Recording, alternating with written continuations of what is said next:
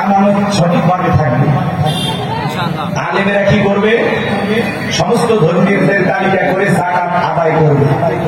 এই দেশে একটা জরিপ করা হয়েছে, 10 বছর যদি ধনীদের কাছ থেকে যাকাত আদায় করা হয়, আর যাকাতের যে 8টা খাত আছে, বাংলাদেশে 10 বছর পরে একজন মানুষ যাকাতের জন্য খুঁজে পাওয়া যাবে না। চিৎকার মেরে বলুন আল্লাহু আকবার।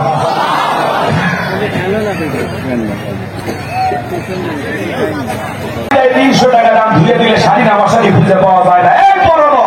এই শাড়ি তোমার আল্লাহু তাআলা তিনি বলেন যাকাতের অর্থ তোমরা এমন ভাবে দাও যাতে ওই ব্যক্তি যাকাতের জন্য আর কারো দুয়ারে হাত না পাতে। বলুন আল্লাহু আকবার।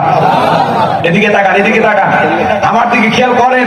আমি আপনাদের উদ্দেশ্যে যে কথা বলতে চাই, এই ছেলেটা বেকার বসে আছে, পরে যাকাতের 1 লাখ টাকা দিয়ে একটা ছোটখাটো ব্যবসা প্রতিষ্ঠান ভবানীগঞ্জ বাজার ধরায় দেয়। আল্লাহ যদি চায় 5-7 বছর পরেও ব্যবসা বাণিজ্য করে সে নিজেও ভবিষ্যতে যাকাত দিবে। কথা বলেন। এই ছেলেটা বেকার বসে আছে, পরে যাকাতের 1 লাখ টাকা দিয়ে দেন, দিয়ে দেন, রিক্সা ভ্যান ধরায় দেন, দেখবেন এটা চালায় আপনার দৈনিক একটা ইনকামের ব্যবস্থা হবে। কথা বলেন ঠিক না? লোকটা তো বেকার থাকবে না, তার একটা কর্মস্থানের ব্যবস্থা হবে। একটা ভাগ করবেন না। মিথ্যা মিথ্যা, সত্য সত্য। সাদাকে সাদা বলতে শিখুন, কালোকে কালো বলতে শিখুন, অন্যায়কে অন্যায় বলুন, ন্যায়কে ন্যায় বলুন। কারো 5 আটা গোলাম হওয়ার সুযোগ নাই। কথা বলে টিকেরা। রাগ লাগে, রাগ লাগে। এই জন্য শোনেন যুবক, তোমাদেরকে বলে যায়, নারীদের জালে ফাঁসা যাবে না, নারীদের জালে ফাঁসা যাবে না। পুলিশে ধরলে বাঁচবি, র্যাবে ধরলে বাঁচবি, কিন্তু কোন নারীর ছলনার ফাঁদে, মায়ের জালে, রূপের জালে, প্রেমের ফাঁদে একবার যদি পাটা আটকে যায়, ফান্দি পরিয়া বোকা কান্দেরি, সারা জীবন কেঁদে ওই কান্না ঘিনির বিষাক্ত সবল থেকে তোরা বাঁচতে পারবি না। ওরা ছেলেদের ভালোবাসে না, ছেলেদের মন নিয়ে ব্যবসা বাণিজ্য করে। যে যত দামি গীত করে তারে তত বেশি ভালোবাসে। কথা বলেন। আজকে তরুণ তরুণীদের, যুবক যুবতীদের নষ্ট করার 1 নম্বর হাতিয়ার হলো এই মোবাইল। এই মোবাইলের ওজন কম, কিন্তু মোবাইলের মাধ্যমে পাপের ওজনটা অনেক বেশি। ঘরের দরজা লাগাইয়া কম্বলের ভিতরে, ল্যাপের ভিতরে ঢুকে একা একা আছে না? না, পিতা মাতা যখন দরজা এসে নক করে, এই রুবেল ভিতরে কি হয় রে? বাংলাদেশের স্বাধীনতার যুদ্ধ হয়েছে 1971, পড়ার ভান করে। আবার যখন চলে যায় আবারও মোবাইলটা বের করে, আছে না? না, রাগ করেন। আমি কি বলবো? দেশে মোবাইল লাইছে, চিঠি বন্ধ হইয়াছে, দিওয়ানা বানাইছে, ওলা মাইয়ার মনের কথা ভাসে বাতাসে। দেখো বোলা পানের মন বাদা ফেসবুকে এখন, দেখো বোলা পানের মন বাদা ফেসবুকে এখন, মোবাইলে চ্যাটিং কইরা কাটায় সারাক্ষণ। এই মোবাইল পাইয়া দেখো মদনের মাইয়া, এই মোবাইল পাইয়া দেখো মদনের মাইয়া কি কাণ্ড ঘটাইছে। স্বামী সংসার রাইখা নাকি পলাইয়া গেছে, সে যে স্বামী সন্তান রাইখা নাকি পলাইয়া গেছে। আসসালামু আলাইকুম ওয়া রাহমাতুল্লাহি ওয়া বারাকাতুহু। আপনারা সবাই কেমন আছেন? যে ভাইরা দাঁড়িয়ে আছেন, একটু মেহরবানি করে বসে পড়েন। আসলে দেখার কিছু নেই ভাই, সবাই একটু বসেন। রাস্তাঘাটে, দোকানপাটে যারা আড্ডা মারতেছেন, অপচয় সময় নষ্ট করছেন, মেহেরবানি করে মাহফিলে চলে আসেন। আমি সালাম দিয়ে আলোচনা শুরু করছি, সবাই একটু মেহেরবানি করে মাহফিলে চলে আসেন। যে ভাইরা দাঁড়িয়ে আছেন একটু বসেন, এভাবে কেউ দাঁড়িয়ে থাকবেন না। আপনারা সবাই স্বেচ্ছাসেবকের দায়িত্ব যারা পালন করতেছেন, মেহরবানি করে যে ভাইরা দাঁড়িয়ে থাকবেন তাদেরকে একটু আদর করে বসায় দেবেন। আসসালামু আলাইকুম ওয়া রাহমাতুল্লাহি ওয়া বারাকাতুহু। ওয়ালাইকুম আসসালাম ওয়া রাহমাতুল্লাহি ওয়া বারাকাতুহু। ইন্নাল হামদালিল্লাহিল আকরামিল্লাযী খালাকাল ইনসানা ওয়া কাররামা ওয়া 'আল্লামাহু মিনাল বায়ানি মা লাম ইয়া'লাম। فسبحان الذي لا يحصى امتنانه باللسان ولا بالقلم نشهد أن لا إله إلا الله وحده لا شريك له ونشهد أن سيدنا وسندنا وحبيبنا ومولانا محمدا عبده ورسوله الذي أرسله بالحق بشيرا ونذيرا وداعيا إلى الله بإذنه وسراجا وقمارا منيرا فقد قال الله تعالى في كلامه المجيد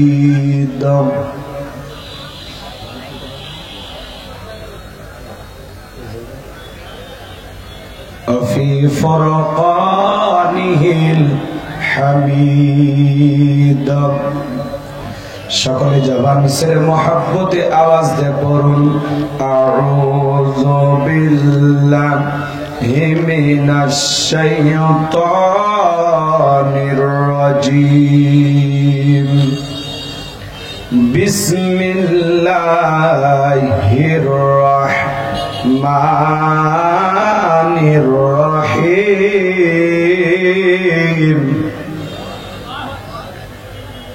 قد أفلح المؤمنون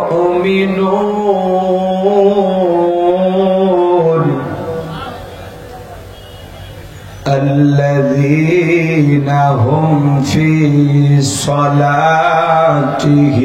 خاشعون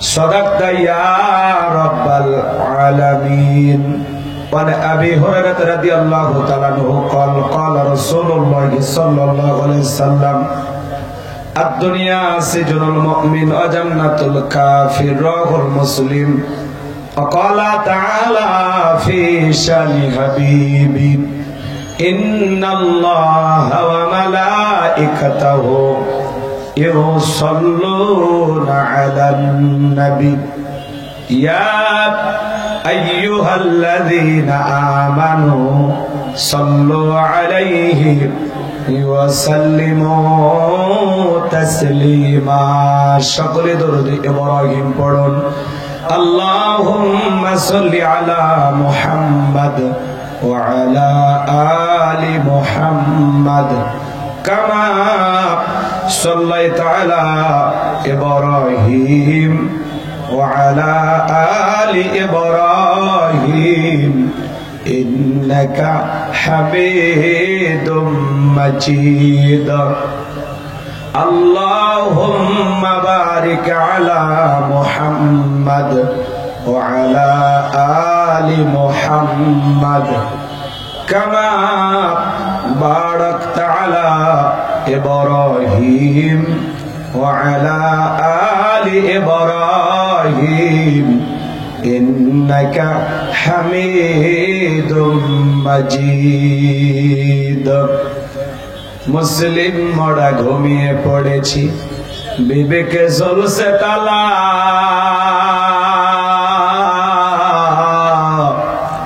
রক্ত মদের হয়েছে শিথিল পাপে অন্তর কালা আসছে পথে আধার নেমে তাই বলে কি রইবি থেমে বাড়ে বাড়ে জ্বলবে বাতি হয়তো বাতি জ্বলবে না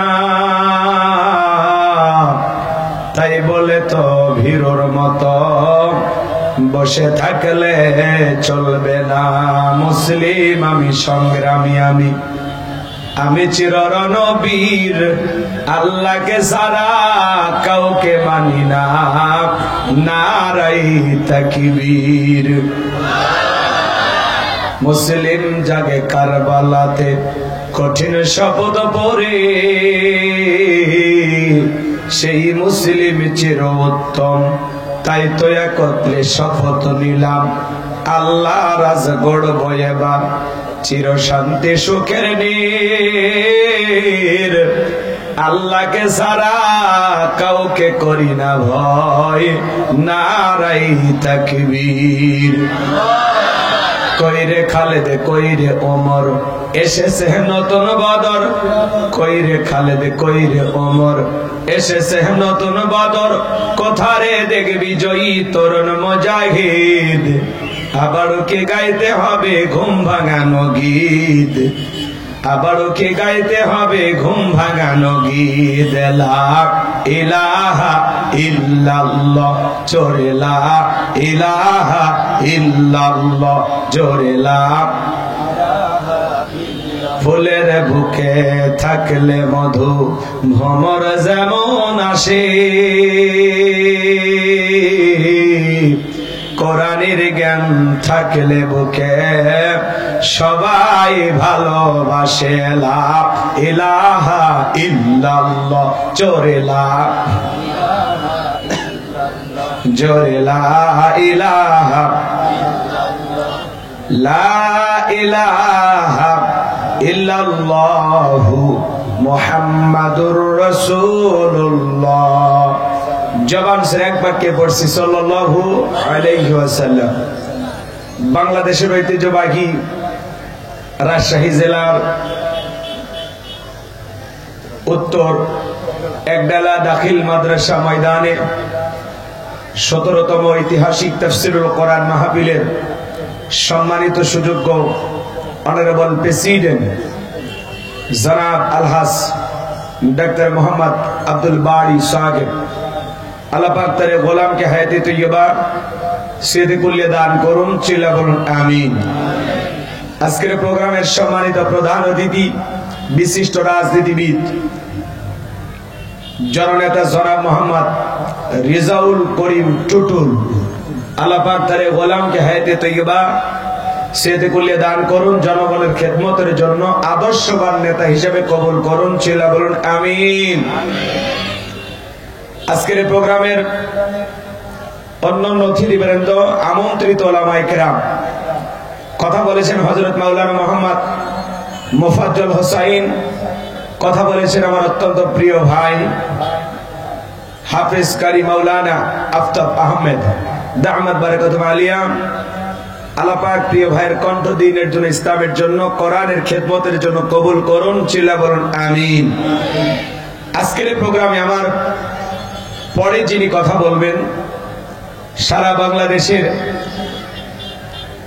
আলোড়ন সৃষ্টিকারী, দ্বীনের দায়ী, তরুণ মুফাসসির, বিশিষ্ট ইসলামী চিন্তাবিদ, লেখক ও গবেষক হযরত মাওলানা এম হাসিবুর রহমান দামাত বারাকাতুহু আলিয়া। আল্লাহ পাক প্রিয় ভাইয়ের কণ্ঠ দ্বীনের জন্য, ইসলামের জন্য, কোরআনের খেদমতের জন্য কবুল করুন, চিল্লা বলুন আমিন।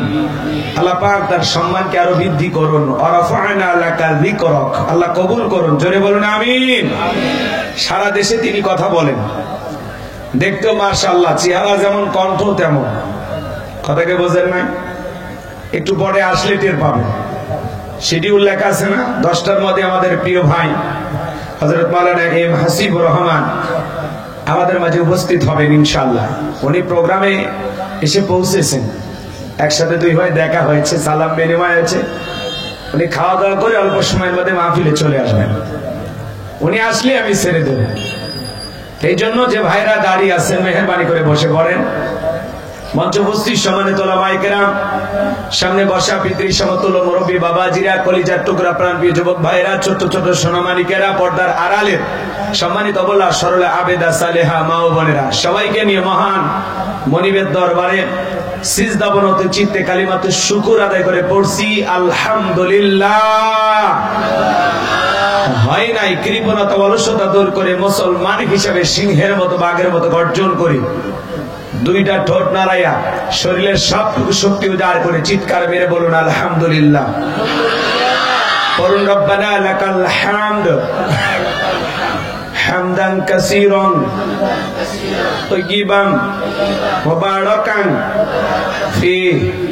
লক্ষ কোটি দরুদ সালাম মানবতার শ্রেষ্ঠ বন্ধু, বিশ্বনবী, বিশ্ব নেতা, যে নবী আইয়ুবে জাহিলিয়াতের যুগে আগমন করে অসভ্য মানুষগুলোকে সভ্য বানিয়েছেন, অভদ্র মানুষগুলোকে ভদ্র বানিয়েছেন, কোরআন নামের সংবিধান দিয়ে কোরআনের রাজ কায়েম করে সোনালী যুগ উপহার দিয়ে মদিনার পাক ভূমিতে শায়িত আছেন। সে রাসূলের প্রতি কলেজে ভরা মহব্বত নিয়ে পড়ছি দরুদ ও সালাম, সকলেই পড়ুন সাল্লাল্লাহু আলাইহি ওয়াসাল্লাম। সম্মানিত ভাইরা আমার, ভূমিকায় লম্বা কথা নয়, সরাসরি মূল আলোচনায় প্রবেশ করতে চাই, যেহেতু সময়টা আমার কম। আমি কথা বলবো পবিত্র কোরআনুল কারীমের 23 নম্বর সূরা, সূরা নাম্বার 23, বাতিলের হবে সাইজ ইনশাআল্লাহ বলেন। মোট আয়াত আছে 118, রূপ আছে 6টি। বিশ্ব নবীর মক্কার জিন্দেগিতে আল্লাহ তাআলা এই সূরাটি নাজিল করেছেন। আমি আপনাদের সামনে আজকে কথা বলবো সূরাল মুমিনুন থেকে। জোরে বলেন কোন সূরা? সূরাল মুমিনুন। আল্লাহ তাআলা তার বিশ্বাসী বান্দাদের জন্য সূরাল মুমিনুন নাজিল করেছেন। যারা অবিশ্বাসী কাফের, এদের জন্য আল্লাহ পাক একটি সূরা নাজিল করেছেন। সূরার নাম কি? কুল ইয়া আইয়ুহাল কাফিরুন। কাফেরদের জন্য আল্লাহ পাক একটি সূরা নাজিল করেছেন। সূরার নাম হলো কাফিরুন। যারা হলো দুদুল্লামান, দুই নৌকায় পা দিয়ে চলে, মুখে বলে একটা, অন্তরে আর একটা, দুমুখ সাপ, বৃষ্টি যেই দিকে ছাতা ধরে সেই দিকে গোলালু মার্কা, সব তরকারিতে চলে, সুবিধাবাদ জিন্দাবাদ, ওদের নাম হলো মুনাফিক। এই মুনাফিকদের জন্য আল্লাহ পাক একটি সূরা নাজিল করেছেন। সূরার নাম হলো মুনাফিকুন। কথা বলে মুনাফিক চেনা বড় কঠিন। মুনাফিকদের স্বভাব হলো ইসলাম নামের গাছের গোড়া কেটে মাথায় পানি ঢাল। চুপ করে থাক ধোকাবাজ, চোখে তোদের নাহি লাজ। চুপ করে থাক ধোকাবাজ, চোখে তোদের নাহি লাজ। গোড়া কেটে মাথায় ঢালো পানি, তোদের চিনি আর কতকাল করবি রে শয়তানি। মুনাফিকদের স্বভাব হলো সকালবেলা কোরআনের মাহফিলের অনুমতি দিয়া সন্ধ্যাবেলায় পুলিশ পাঠায় বন্ধ করতো। কথা বলে ঠিক কিনা? যারা কোরআনের মাহফিল বন্ধ করতো, আল্লাহ তাআলা দুনিয়ার জমিনে তাদেরকে কিভাবে লাঞ্ছিত করে আপনারা দেখেননি? জোরে বলেন দেখেননি? কোরআন এমন একটি কিতাব, যেই কিতাবটা আল্লাহ তাআলা নাজিল করেছেন, যার সংরক্ষণ এবং হেফাজতের দায়িত্ব আল্লাহ তাআলার কুদরতি হাতে। ইন্না নাহনু নাযালনা যিকরা ওয়া ইন্না লাহু লাহাফিজুন। এই কিতাব নাজিল করেছি আমি, এর সম্পূর্ণ সংরক্ষণ এবং হেফাজতের দায়িত্ব আমি আল্লাহর হাতে। আল্লাহু আকবার বলেন। বিদায় কোরআনের গায়ে যারা আঘাত করতে আসবে, এই জমিন থেকে কোরআন আর ইসলামকে বন্ধ করার নানামুখী ষড়যন্ত্র হাতে নেবে, মনে রাখবেন আল্লাহ ওদেরকে যখন ধরবে, ওরা পালানোর জন্য গর্ত খুঁজে পাবে না। কথা বলে ঠিক কিনা? এই জমিনের দ্বীনের আলো, কোরআনের আলো, এদিক খেয়াল করেন, ইসলামের আলো প্রতিষ্ঠিত হোক। কাফের বেঈমানরা কি চায়? জোরে বলেন চায়? ওরা যতই ষড়যন্ত্র করুক, এই দুনিয়ার জমিন থেকে ইসলামকে বিদায় করে দেওয়ার ক্ষমতা কারো নাই। কথা বলে ঠিক কিনা? কারণ ইসলামের সুইচ আছে কার হাতে? আল্লাহ রাব্বুল আলামিন বলেন, ইউরিদুনা লিতুফিউ নূরাল্লাহি বিআফওয়াহিহিম ওয়াল্লাহু মুতিম্মু নূরিহি ওয়ালাউ কারিহাল কাফিরুন। সূরা সফ আয়াত নাম্বার 8। আমার আল্লাহ রাব্বুল আলামিন জানিয়ে দিলেন, কাফেররা চায় মুখের ফুৎকারে দিনের আলোকে, ইসলামের আলোকে, কোরআনের আলোকে নিভায়া দিতে। আমার আল্লাহ ডেকে বলেন, আল্লাহু মুতিম্মু নূরিহি, এই জমিনে দিনের আলোকে, কোরআনের আলোকে, ইসলামের আলোকে আমি আল্লাহ পাক প্রতিষ্ঠিত করে ছাড়বো। যদিও কাফের বেঈমানদের অন্তরে যত ধরনের জ্বালা যন্ত্রণা হোক না কেন, বলুন আল্লাহু আকবার। ইসলাম আছে, থাকবে। বিরোধিতা যারা করবে এরাই থাকতে পারবে না। কথা বলেন ঠিক কিনা? তাহলে মুনাফিক চেনা বড় কঠিন। মনে রাখবেন, বৌদ্ধ খ্রিস্টান অমুসলিমদের ভিতর থেকে মুনাফিকের জন্ম হয় না, মুনাফিকের জন্ম হয় মুসলমানের ভিতর থেকে। কথা বলে ঠিক কিনা? আশেপাশে ঘাপটি মেরে থাকে, চেনা যায় না। মনে রাখবেন, দাড়ি টুপি থাকার পরে মুনাফিক হতে পারে, হজ করার পরে আলহাজ মুনাফিক হতে পারে। নবীজির পিছনে নামাজ পড়ে লোকটা যদি মুনাফিক হয়, আপনার আমার পিছনে নামাজ পড়ে তার চাইতে বড়টা হবে। কথা বলে ঠিক কিনা? এই জন্য মুনাফিকদের মুখোশ উন্মোচন করার সময় আমার হাতে নাই, আমি ওইদিকে যাব না। আমি আজকে আলোচনা করব আল্লাহর ভিআইপি মুমিন মুমিন বান্দাদেরকে নিয়ে চিৎকার মেরে বলুন আল্লাহু আকবার। আর একটু জোরে বলুন আল্লাহু আকবার। তাহলে সূরার নাম সূরাল মুমিনুন। মোট আয়াত কত বললাম? 118। এদিকে এদিকে ভাই, খালি ওয়াজ শুনলে হবে না, মনোযোগ দিয়ে শোনা লাগবে। সূরার নাম কি বলেছি বলেন তো? এই আওয়াজ, আপনাদের এই আওয়াজ কি? আজকে সারাদিন খাওয়া দাওয়া করেন নাই? খাবারের ব্যবস্থা করব নাকি? কথা এরকম বললে হবে না। একটু হাত তোলেন তো দেখি, সবাই একটু হাত তোলেন তো, একটা তাকবীর দেন, লিল্লাহি তাকবীর। এই আওয়াজ, একটু আওয়াজ বাড়ান। রাব্বাকা ফাকাব্বির, তাকবীর হবে রবের নামে, স্লোগান হবে রবের নামে। আল্লাহর শ্রেষ্ঠত্ব বরত্ব ঘোষণা করলে সেই জায়গায় শয়তানি শক্তি টিকতে পারবে না। কথা বলে ঠিক না? একটু জোরে সোরে আওয়াজ দেন, লিল্লাহি তাকবীর। আল কোরআনের আলো, আল হাদিসের আলো, দুনিয়ার মুসলিম, সারা বিশ্বের মুসলিম, আমার নেতা তোমার নেতা, লিল্লাহি তাকবীর। আল্লাহ আপনাদের কবুল করুন, জোরে বলুন আমিন। তাহলে সূরা আল মুমিনুন মোট আয়াত 118, রুকু আছে 6টি। বিশ্বনবীর মক্কার জিন্দেগিতে আল্লাহ তাআলা এই সূরাটি নাজিল করেছেন। জবান ছেড়ে সবাই একটু মহব্বতে আমার সঙ্গে তেলাওয়াত করুন। আউযু বিল্লাহি মিনাশ শাইতানির রাজীম। বিসমিল্লাহির রাহমানির রহিম। বিতাড়িত মুর্দার শয়তানের কাছ থেকে, অভিশপ্ত ইবলিসের কাছ থেকে আল্লাহ তাআলার কাছে আশ্রয় প্রার্থনা চাচ্ছি। পরম করুণাময় সিন্ধু আল্লাহ তাআলার নামে শুরু করছি। আমার আল্লাহ রাব্বুল আলামিন বলেন, قد فلح المؤمنون।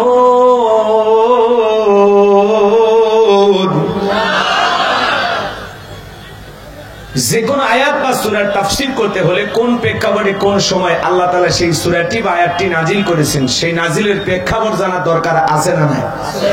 আরবিতে বলা হয় শানে নজুল। যদি শানে নজুল আলোচনা করা হয় তাহলে তাফসীর বুঝতে সহজ হয়। তাহলে সূরা আল মুমিনুন আল্লাহ তাআলা বিশ্বনবীর উপরে কোন প্রেক্ষাপটে কোন সময় নাজিল করেছেন, সেই নাজিলের সময়কালটা প্রেক্ষাপটটা একটু জানা দরকার আছে না নাই? জোরে বলেন, দরকার আছে না নাই? আমি কি একটু তুলে ধরবো? আপনাদের কষ্ট হবে না তো ইনশাআল্লাহ? আমি করবো ওয়াজ, আপনারা দিবেন আওয়াজ, জবাব দিবেন ঠিক ঠিক, আলোচনা হবে কমপ্লিট। শ্রোতাদের স্পিরিট এবারে বক্তার হিট, আলোচনা হবে জায়গা মতো ফিট। আগে বলতাম কিছু আজ প্যান্ডেলে, কিছু আজ অ্যাঙ্গেলে, এখন আর অ্যাঙ্গেলে না, যা বলবো সব ডাইরেক্ট। অ্যাঙ্গেলে বলার দিন শেষ, ডাইরেক্ট বলার বাংলাদেশ। কথা বলে ঠিক কি না? একটু অপেক্ষা করেন, কথার সাথে কথা মিলান, আমার দিকে একটু তাল দেন। সম্মানিত ভাইয়েরা আমার, সূরা আল মুমিনুন আল্লাহ তাআলা তার হাবিবের উপরে কোন প্রেক্ষাপটে কোন সময় নাজিল করেছেন, বিশ্বনবীর প্রিয় সাহাবী হযরত ওমর ফারুক রাদিয়াল্লাহু তাআলা আনহু বলেন, আমি মৌমাছির গুনগুন আওয়াজ শুনলাম, ডানে তাকায় মৌমাছি নাই, বামে তাকায় মৌমাছি নাই। বিশ্বনবীর চেহারা মোবারকের দিকে তাকায় দেখি নবীজি ফিসফিস করে কি যেন তেলাওয়াত করতেছেন। হযরত ওমর ফারুক ডেকে বলেন, আমার বোঝার বাকি রইল না, নবীজির উপরে আসমান থেকে কোরআনুল কারীম নাজিল হচ্ছে, আর বিশ্বনবী কোরআনুল কারীম রিসিভ করতে ব্যস্ত। বলুন সুবহানাল্লাহ। মৌমাছির গুনগুন আওয়াজ হলে কোরআনুল কারীম নাজিল হয়, দপ্তরি ছুটির ঘন্টায় বাড়ি মানে টন টন আওয়াজ হলে কোরআনুল কারীম নাজিল হয়। নবীজি যখন ঘোড়ার উপরে থাকতেন, ওই সময় যদি কোরআনুল কারীম নাজিল হইতো, ওহির ভারে ঘোড়ার পা বালুর ভিতরে ডেবে যেত। বলুন আল্লাহু আকবার। 8টি পদ্ধতিতে নবীজির উপরে কোরআনুল কারীম নাজিল হইতো। এত কথা বলার সময় নাই ভাইরা আমার। দীর্ঘ 23টি বছরে নবীজির উপরে আল্লাহ তাআলা কোরআনুল কারীম নাজিল করেছেন। গভীর মনোযোগ দিয়ে শুনবেন। এমন মুসলমান আছে 30, 40, 50, 60 বছর বয়স হয়ে গেছে, আল্লাহর কোরআনটা কোনোদিন খুলেও দেখে না, এমন মুসলমান আছে না নাই? কোরআনের সাথে আমাদের সম্পর্ক রাখার দরকার আছে না নাই?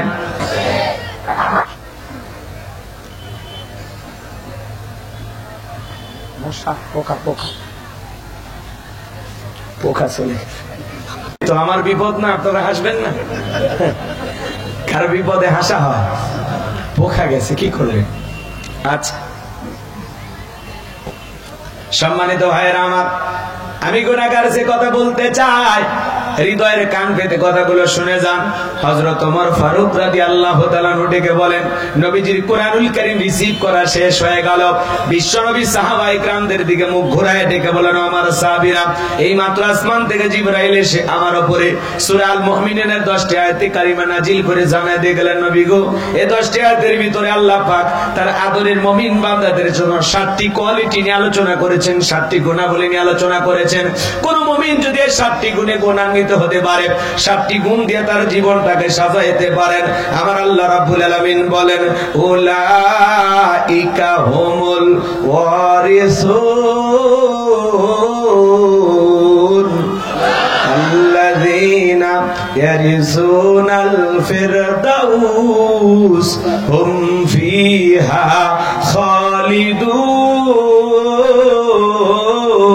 খালিদুন।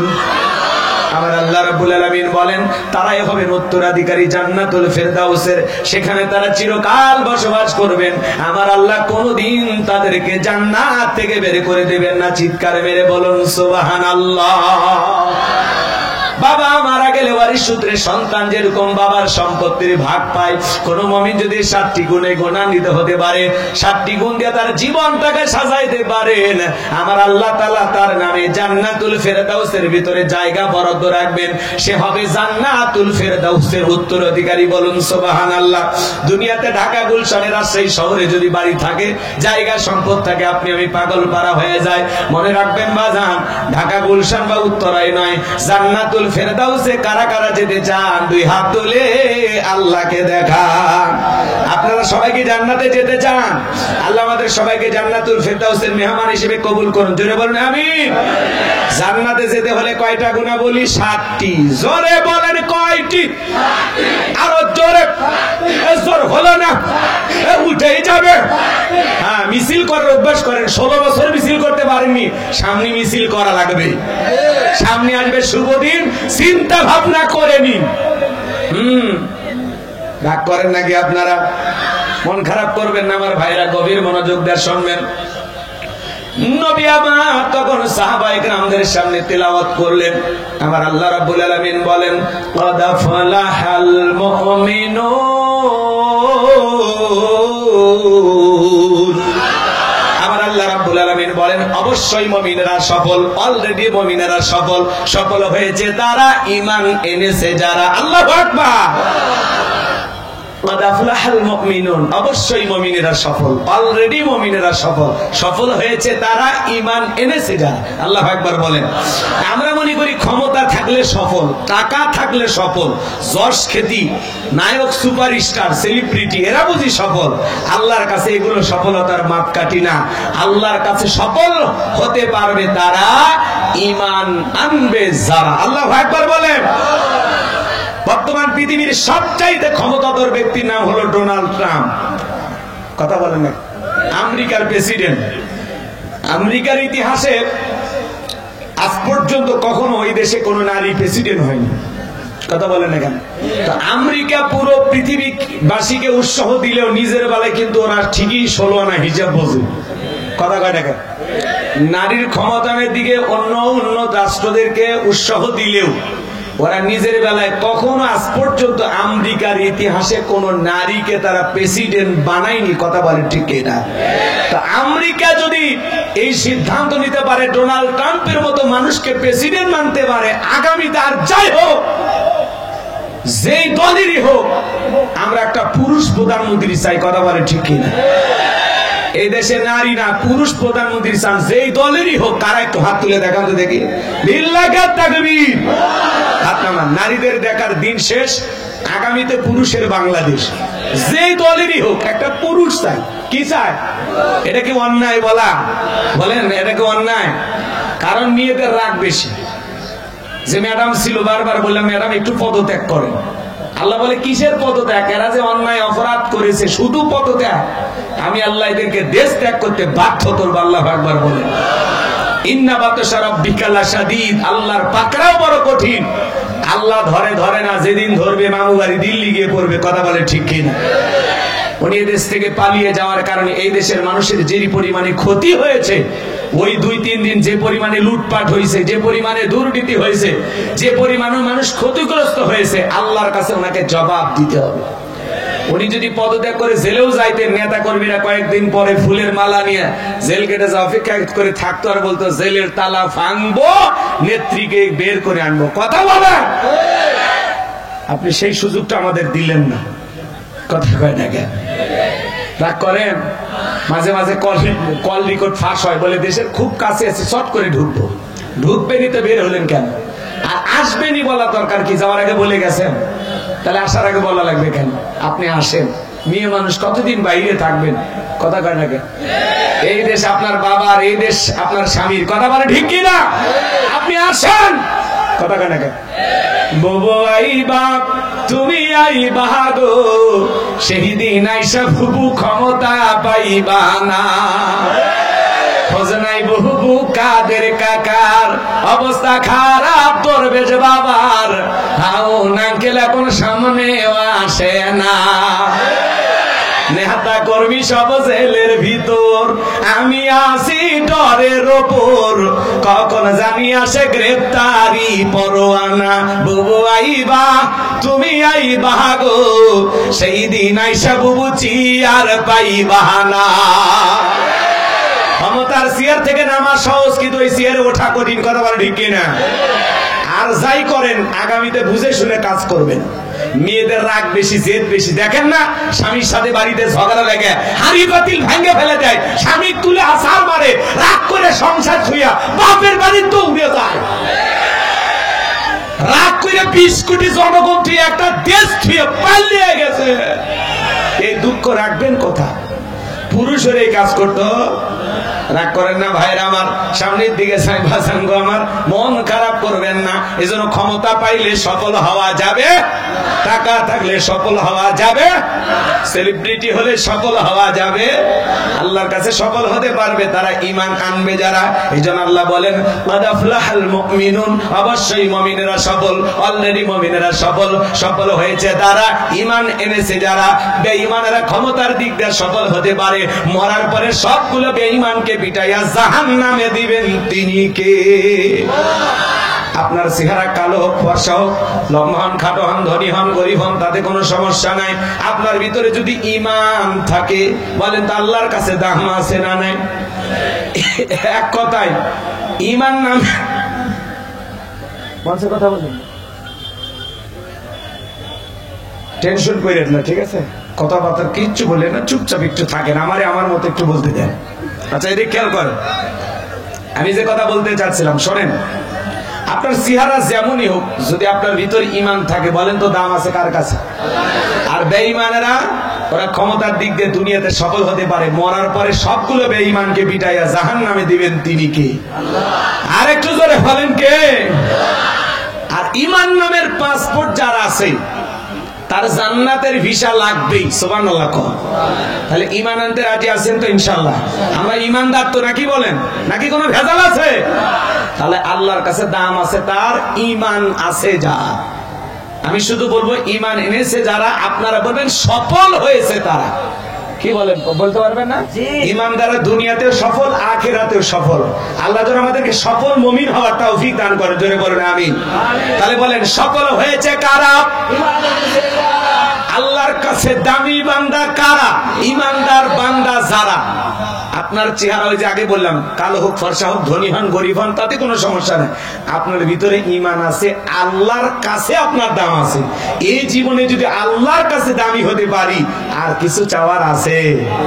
তাহলে আল্লাহর কাছে দামি হতে চান তো? আল্লাহ যেন আমাদের কবুল করেন। জোরে বলেন আমিন। আমার ভাইয়েরা, একজন অমুসলিম জহরের নামাজের পূর্বে ঈমান গ্রহণ করেছে। আপনারাই বলেন তো বাজান, তার উপরে জহরের সালাত আদায় করা কি ফরজ? মাশাআল্লাহ, চমৎকার শ্রোতা। মনে রাখবেন ভাইরা আমার, একজন অমুসলিম জহরের নামাজের পূর্বে ঈমান গ্রহণ করলে ওই ব্যক্তির উপরে যেমন জহরের সালাত আদায় করা ফরজ, ঠিক ঈমান আনার পরে মুমিন জীবনের সবচাইতে গুরুত্বপূর্ণ ইবাদতের নাম হলো সালাত। কিয়ামতের ময়দানে আল্লাহ তাআলা সর্বপ্রথম সালাতের হিসাব নেবেন। গভীর মনোযোগ দিয়ে কথাগুলো শুনে যাবেন বাজান। এই জন্য আল্লাহ তাআলা যখন মুমিনদের 7টি কোয়ালিটি নিয়ে 7টি গুণাবলী নিয়ে আলোচনা করলেন, আমার আল্লাহ রাব্বুল আলামিন 1 নাম্বার সালাত দিয়ে শুরু করলেন। বলুন আল্লাহু আকবার। যুবক যারা আছো নিরাশ হয় না। 4 নাম্বার গুণাবলীতে যুবকদের ওয়াজ আছে, কথা আছে। যুবকেরা কি মন খারাপ করছো বাবা? কয় নাম্বারে তোমরা আছো? একটু অপেক্ষা করো, শুরু করতে দেয়া। রাগ করেন নাকি আপনারা? লিল্লাহি তাকবীর। মুমিন বান্দার 1 নাম্বার গুণাবলী আমার আল্লাহ রাব্বুল আলামিন বলেন, আল্লাযীনা হুম ফি সালাতিহিম খাশিউন। মুমিন বান্দার 1 নাম্বার গুণাবলী আমার আল্লাহ রাব্বুল আলামিন জানিয়ে দিলেন, যারা নিজেদের সালাত বিনয়ের সহিত নম্রতার সহিত আল্লাহর ভয় নিয়ে আদায় করে। সালাত আদায় করা লাগবে বিনয়ের সহিত নম্রতার সহিত আল্লাহর ভয় নিয়ে। এই আয়াতের ব্যাখ্যায় তাফসীরকাররা লিখেছেন, অন্তরের ভিতরে সুচিন্তা, দুশ্চিন্তা, কুশ্চিন্তা, বিবির কথা, সংসারের কথা, ব্যবসা বাণিজ্যের কথা, দুনিয়াবি কোন চিন্তা ভাবনা মনের মধ্যে রাখা যাবে না। টেনশন মুক্ত হৃদয় নিয়ে আল্লাহর ভয় নিয়ে সালাত আদায় করতে হবে। কথা বলে ঠিক কিনা?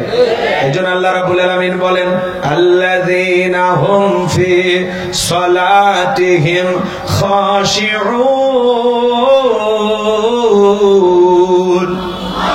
আমার আল্লাহ রাব্বুল আলামিন বলেন, যারা নিজেদের সালাত বিনয়ের সহিত নম্রতার সহিত আল্লাহর ভয় নিয়ে আদায় করে। আপনি আমি যখন মসজিদে সালাত আদায় করার জন্য দাঁড়িয়ে যাব, অন্তরের ভিতরে একমাত্র ভয় থাকতে হবে কার? ইয়া আইয়ুহাল্লাযীনা আমানুত্তাকুল্লাহ, হে ঈমানদারগণ আমি আল্লাহকে ভয় করো। হাক্কা তুকাতিহি, ভয় করার মতো ভয় করো। আপনি আমি যখন সালাতে দাঁড়িয়ে যাব, মনে মনে খেয়াল করব আমি সালাত আদায় করতেছি, আমার আল্লাহ আমাকে দেখতেছেন। আল্লাহু আকবার বলেন। আপনি আমি সালাত আদায় করব, আর মনে মনে খেয়াল করব এই জোহরের সালাত আমার জীবনের শেষ সালাত। আমি আসর পর্যন্ত এই দুনিয়ার জমিনে নাও জীবিত থাকতে পারি। কথা বলেন ঠিক কিনা? ফাঁসির আসামিকে যদি বলা হয় এখন রাত 10টা বাজে 12টায় তোমার ফাঁসি, লোকটা যদি ঈমানদার হয় অবশ্যই 2 রাকাত সালাত আদায় করবে।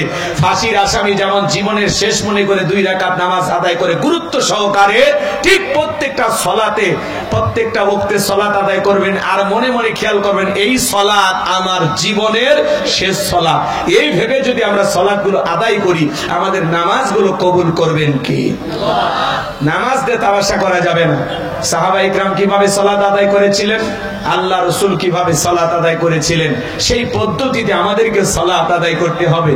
আম্মা জান আয়েশা ডেকে বলেন, নবীজি নামাজের ভিতরে এত লম্বা সময় ধরে দাঁড়িয়ে থাকতেন, মাঝে মাঝে তাকায় দেখতাম নবীজির পা মোবারক ফুলে উঠেছে।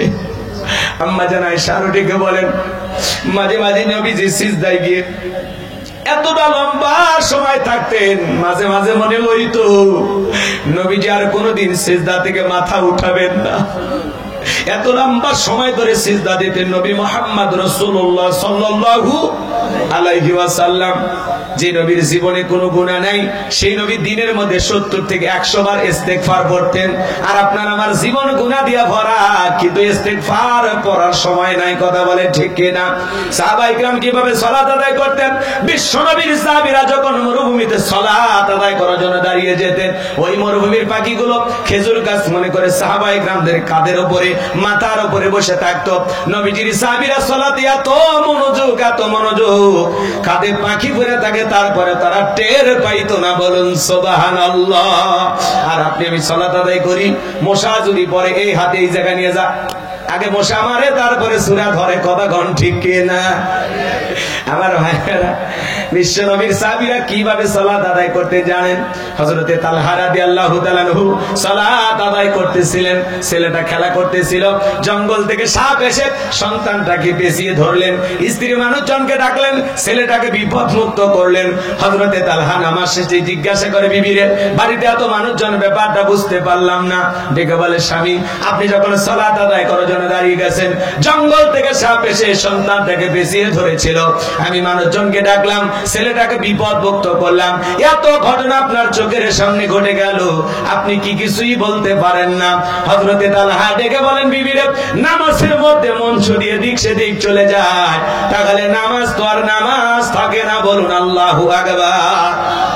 আমরা নামাজ পড়ি রাজশাহী, মন চলে যায় ভারতের বর্ডারে। কথা বলেন, এখন রাগ করেন। নামাজ পড়ে বগুড়া, মন চলে যায় মাগুরা। নামাজ পড়ে বাগোপাড়া, মন চলে যায় ভেড়া মারা। কথা বলেন। নামাজের মধ্যে দাঁড়ায় আমাদের খালি মন ছটফট করে, দুনিয়াবি নানান চিন্তা ভাবনা নামাজের মধ্যে মনে হয়। মাঝে মাঝে দুনিয়াবি এত কথা নামাজের মধ্যেই মনে হয়। নামাজ 2 রাকাত চলতেছে না 3 রাকাত, নামাজ ব্রেক করে চিন্তা করা লাগে। কথা কয় না চাচা, এদিকে আগে আসেন তো। রাগ করেন নাকি আপনারা? আমার ভাইরা, সালাতের ভিতরে মাঝে মাঝে দুনিয়াবি এত চিন্তা ভাবনা নামাজের মধ্যে মনে হয়। সেজদা 2টা দিলাম না 1টা দিলাম, নামাজের মধ্যেই চিন্তা করা লাগে। কথা বলেন ঠিক কিনা? আমাদের পাগল মন খালি ছটফট করে, দুনিয়াবি নানান চিন্তা ভাবনা সালাতের মধ্যেই মনে হয়। কথা বলেন ঠিক কিনা? সম্মানিত ভাইরা আমার, গভীর মনোযোগ দিয়ে কথাগুলো শুনবেন। নামাজের ব্যাপারে তাড়াহুড়ো করা যাবে না। এক চাচা নিয়ে তো তাড়াহুড়ো করে ওযু করছে, এক ঠ্যাং না ধুয়ে মসজিদে ঢুকছে, টাইসালা মসজিদ পিছলা খায়, চাচা একদিক লুঙ্গি একদিক, তাও বলে আল্লাহু আকবার। মানুষ বলে চাচা আগে লুঙ্গি ঠিক করেন, কয় না আগে জামাত ধরি। আছে না এরকম 4G 5G গতির নামাজি বাবা? এই যে সামনে রমজান মাস, রমজান মাসে দেখবেন নামাজের প্রতিযোগিতা শুরু হয়ে যায়। প্রত্যেকটা মসজিদে তারাবির প্রতিযোগিতা, কে কত তড়িৎ গতিতে পড়তে পারে, কত তাড়াহুড়ো করে পড়া যায়। কথা বল। প্রথম তারাবি মসজিদের জায়গা হয় না, মসজিদের বারান্দা ভরে যায়, এমনকি রাস্তার উপরেও নামাজের ব্যবস্থা করা লাগে। এত মুসল্লির আমদানি ঘটে, আলহামদুলিল্লাহ, লক্ষণ খুবই ভালো। কিন্তু 1 সপ্তাহ পরে বাহিরের কাতার খাওয়া শেষ, বারান্দার কাতার খাওয়া শেষ, 15 দিনের মধ্যে আর মুসল্লি খুঁজে পাওয়া যায় না। ওই আগের যে 2-3 কাতার নামাজ পড়ে ওই একই মানুষগুলো পাওয়া যায়। কথা বলে ঠিক না? আবার ওই মানুষগুলো কি মারবে কোন দিন? লাইলাতুল কদরে রাত্রি তালাশ করার জন্য 26শে রমাদান হাজির হয়ে যাবে। কথা বলেন ঠিক কিনা? আপনাদের এলাকায় এরকম হয় না? না, রাজশাহীর মানুষ ভালো, আল্লাহ বলা জিন্দা শাহজালাল। রাগ করেন নাকি আপনারা? আমার ভাইয়েরা, এই জন্য রমজান মাসে দেখবেন 2 মসজিদের মুসল্লি এক জায়গায় গল্প করে, দোস্ত তোমাদের প্রথম তারাবি, আমাদের হুজুর আল্লাহ 1 ঘন্টার সময় লাগছে। তখন বলে কি এতক্ষণ? আর আমাদের হুজুর বিদ্যুতের গতি ফেল, কে 20 মিনিটে সব শেষ। কথা কম, খালি আলহামদু বোঝা যায় আর দোয়াল্লিন বোঝা যায়, মাঝখানে কি ভূমিকম্প হয়ে গেছে হুজুর নিজেও টের পায় না। কথা কন ঠিক কিনা? এরকম নামাজ পড়ে লাভ হবে না। সালাত আদায় করতে হবে ধীর স্থির ভাবে, বিশ্রামের সহিত। তারাবি মানে তাড়াহুড়ো না, ধীর স্থির ভাবে 4 রাকাত পরে পরে বিশ্রাম নেবেন, আবার 4 রাকাত পড়বেন, এইভাবে সুন্দর করে সালাত আদায় করবেন। সোনার মক্কা মদিনা আল্লাহ তাআলা গোলামকে নিয়েছিল, সেখানে তারাবি পড়লাম, সময় লাগলো 1 ঘন্টা 45 মিনিট, আর আপনার 20 মিনিটে সব শেষ। এই জন্য নামাজ এইভাবে তামাশার সহিত পড়া যাবে না। প্রত্যেকটা সালাত আদায় করব গুরুত্ব সহকারে। আল্লাহ যেন বুঝ দান করেন, জোরে বলেন আমিন। এদিক খেয়াল করেন, আমার কথা কি আপনারা কষ্ট পাচ্ছেন? আল্লাযীনা হুম ফি সালাতিহিম খাশিউন, যারা নিজেদের সালাত বিনয়ের সহিত, নম্রতার সহিত, আল্লাহর ভয় নিয়ে, খুশু খুজু ভাব নিয়ে, আল্লাহর ভয়ে কারা কারা মসজিদে গিয়ে 5 ওয়াক্ত সালাত আদায় করবেন? 2 হাত তুলে আল্লাহকে দেখান। আল্লাহ আমাদের সবাইকে 5 ওয়াক্ত নামাজি বানায় দেন, জোরে বলেন আমিন। আরেকটু চিল্লায় বলেন আমিন। হাত নামান। বিশ্ব নবীর জামানায় ফজরের সালাতের সময় মসজিদ যেমন কানায় কানায় পূর্ণ ছিল, জুমার সালাতের একই দৃশ্য, মসজিদ কানায় কানায় পূর্ণ ছিল। বলুন সুবহানাল্লাহ। আর বাংলাদেশে জুমার সালাতের জন্য মসজিদ ভাঙে 2 তলা 3 তলা 4 তলা করা হয়, আর ফজরের নামাজের সময় এক কাতার মুসল্লি পাওয়া যায় না। কথা বলে ঠিক কিনা? এমন মসজিদ আছে মুয়াজ্জিন একাই আযান দেয়, একাই নামাজ পড়ে, একজন মুসল্লিও নাই। কথা বলে ঠিক কিনা? এমন মসজিদ আছে না নাই? আপনাদের এলাকায় নাই। সম্মানিত ভাইরা আমার, গভীর মনোযোগ দিয়ে কথাগুলো শুনবেন বাজান, নিয়মিত সালাত আদায় করবেন। আল্লাহ তাআলা আমাদের সবাইকে যেন 5 ওয়াক্ত সালাত জামাতের সহিত আদায় করার তৌফিক দান করেন, জোরে বলুন আমিন। শুধু ওয়াদা যে দিলেন, এই ওয়াদার মধ্যে যেন সীমাবদ্ধ না থাকে, আমাদের প্রতিশ্রুতি, আমাদের ওয়াদা আমরা যেন পালন করতে পারি। আল্লাহ যেন তৌফিক দান করেন, জোরে বলুন আমিন। এইবার মুমিন বান্দার 2 নাম্বার গুণাবলী, ওয়াল্লাযীনা হুম আনিল লাগবি মুরিদুন, মুমিন বান্দা 2 নাম্বার গুণাবলী, অনার্থক কথাবার্তা বলা যাবে না, অপ্রয়োজনীয় কথা বলা যাবে না। মুমিন বান্দা জবান দিয়ে কথা বলবে ততটুকু প্রয়োজন যতটুকু। আর আমরা এক জায়গায় বসে চায়ের কাপে ঝড় তোলে, অমুক খারাপ তমুক খারাপ, এ ভালো না সে ভালো না, মনে হয় গীবত কমিটির সভাপতি সেক্রেটারি বসে গেছে। কথা বলে ঠিক কিনা? জবান দিয়ে যা ইচ্ছা তাই বলা যাবে না। চায়ের কাপে ঝড় তোলে, মানুষের সমালোচনা দিয়া নিজের গুনার পাল্লা ভারী করে। কথা বলেন। আপনি চা খাচ্ছেন, খান, অমুক খারাপ তমুক খারাপ, এ ভালো না সে ভালো না, মানুষের সমালোচনা করে লাভ আছে? নিজের আত্মসমালোচনা করেন, নিজের জীবনের ত্রুটিগুলো তালাশ করেন, নিজেকে সংশোধন করার জন্য কাজ করেন। কথা বলেন। আর আমরা মনে হয় গীবত কমিটির সভাপতি হয়ে গেছে। আগে 4-5 জন মহিলা এক জায়গায় হলে গীবত পরনিন্দা চগলখড়ি শুরু হইতো, এখন 4-5 জন পুরুষ এক জায়গায় হলে শুরু হয়ে যায়। আল্লাহ যেন আমাদের এই গীবত থেকে বেঁচে থাকার তৌফিক দান করেন। জোরে বলুন আমিন। আপনার জবান, এই যে চায় কাপে বসে উল্টো পাল্টা বলতেছেন, আলেমদেরকে আলেমদের বিরুদ্ধে, ইসলামের বিরুদ্ধে যে সমালোচনা করেন, আপনি কি জানেন এই সমালোচনাকারীরা জাহান্নামে যাবে? ওয়াকুন্না নাখুদু মাল খাইদিন, যারা সমালোচনাকারী এরা যাবে সাকর নামক জাহান্নামে। কথা বলেন ঠিক কিনা? তাহলে সমালোচনা করা যাবে না। আপনি জবান দিয়ে অনার্থক কথা বলবেন না। আপনার জবানের প্রত্যেকটা কথা আল্লাহ রেকর্ড করতেছেন। মা ইয়ালফিজু মিন কাউলিন ইল্লা লাদাইহি রাকিবুন আতীদ। বান্দা এমন কোন কথা বলে না, এমন কোন কর্মকাণ্ড করে না যা রেকর্ড করার জন্য আমার ফেরেশতারা নাই। আপনার জবানের প্রত্যেকটা কথা আল্লাহর সিআইডি গোয়েন্দা বাহিনী রেকর্ড করতেছে। আল্লাহু আকবার বলে। ফাঁকি দেওয়ার সুযোগ আছে আমার ভাইয়েরা। এই জন্য জবান দিয়ে যা খুশি তাই বলা যাবে না। মুমিন বান্দার 2 নাম্বার গুণাবলী, অনার্থক কাজ করা যাবে না। মুমিনের টাকা হলে মুমিন সিনেমা হল বানাবে না, যাত্রা গানের আয়োজন করবে না, গানের কনসার্ট দেবে না, মদের বার দেবে না। মুমিনের টাকা হলে মুমিন মসজিদ বানাবে, মাদ্রাসা বানাবে, ঈদগাহ মাঠ বানাবে, কবরস্থান বানাবে, তাফসীরুল কোরআন মাহফিলের আয়োজন করবে। মুমিনের অর্থ মুমিন ভালো কাজে ব্যয় করবে, যে কাজে ব্যয় করলে সওয়াব পাওয়া যায়। কি পাওয়া যায়? রাস্তার মধ্যে ফলের গাছ লাগা দিবেন, পুকুরের ঘাট বানায় দিবেন, রাস্তাঘাটে সুন্দর করে লিখে রাখবেন সুবহানাল্লাহ, আলহামদুলিল্লাহ, আল্লাহু আকবার, লা ইলাহা ইল্লাল্লাহ। যত মানুষের নজরে পড়বে আল্লাহ তাআলাকে স্মরণ করবেন, সেই ব্যক্তিও সওয়াব পাবে, আপনিও সওয়াব পাবেন। বলুন সুবহানাল্লাহ। সম্মানিত ভাইরা আমার, তাহলে মুমিন বান্দার 2 নাম্বার গুণাবলী, জবান দিয়ে সে কথা বলবে যে কথা বললে সব হয়, সমাজে সেই কাজ চালু করবে যে কাজ চালু করলে সব হয়। মুমিন বান্দা কান দিয়ে সেই জিনিসগুলো শ্রবণ করবে যেটা শুনলে সব হয়। যুবক রে, কানের ভিতর ইয়ারফোন লাগায় গান শোনো, রূপবানে নাচে কোমর দোলাইয়া, আল্লাহর ফেরেশতারা কবরে নিয়ে পিটাবে ঝোলাইয়া ঝোলাইয়া। কথা বলেন। কানের ভিতর ইয়ারফোন লাগাইয়া সিরাজগঞ্জের এক যুবক রেল লাইন পার হয়ে যায়, ট্রেনে এসে ধাক্কা মেরে 3 টুকরে করে থুয়ে গেছে। মরার পরেও কানের ভিতর ইয়ারফোন লাগানো ছিল। এখন কবরে যা, ফেরেশতারা তোর জায়গা মতো বাদ্যযন্ত্র বাজাবে। কথা বলেন ঠিক কিনা?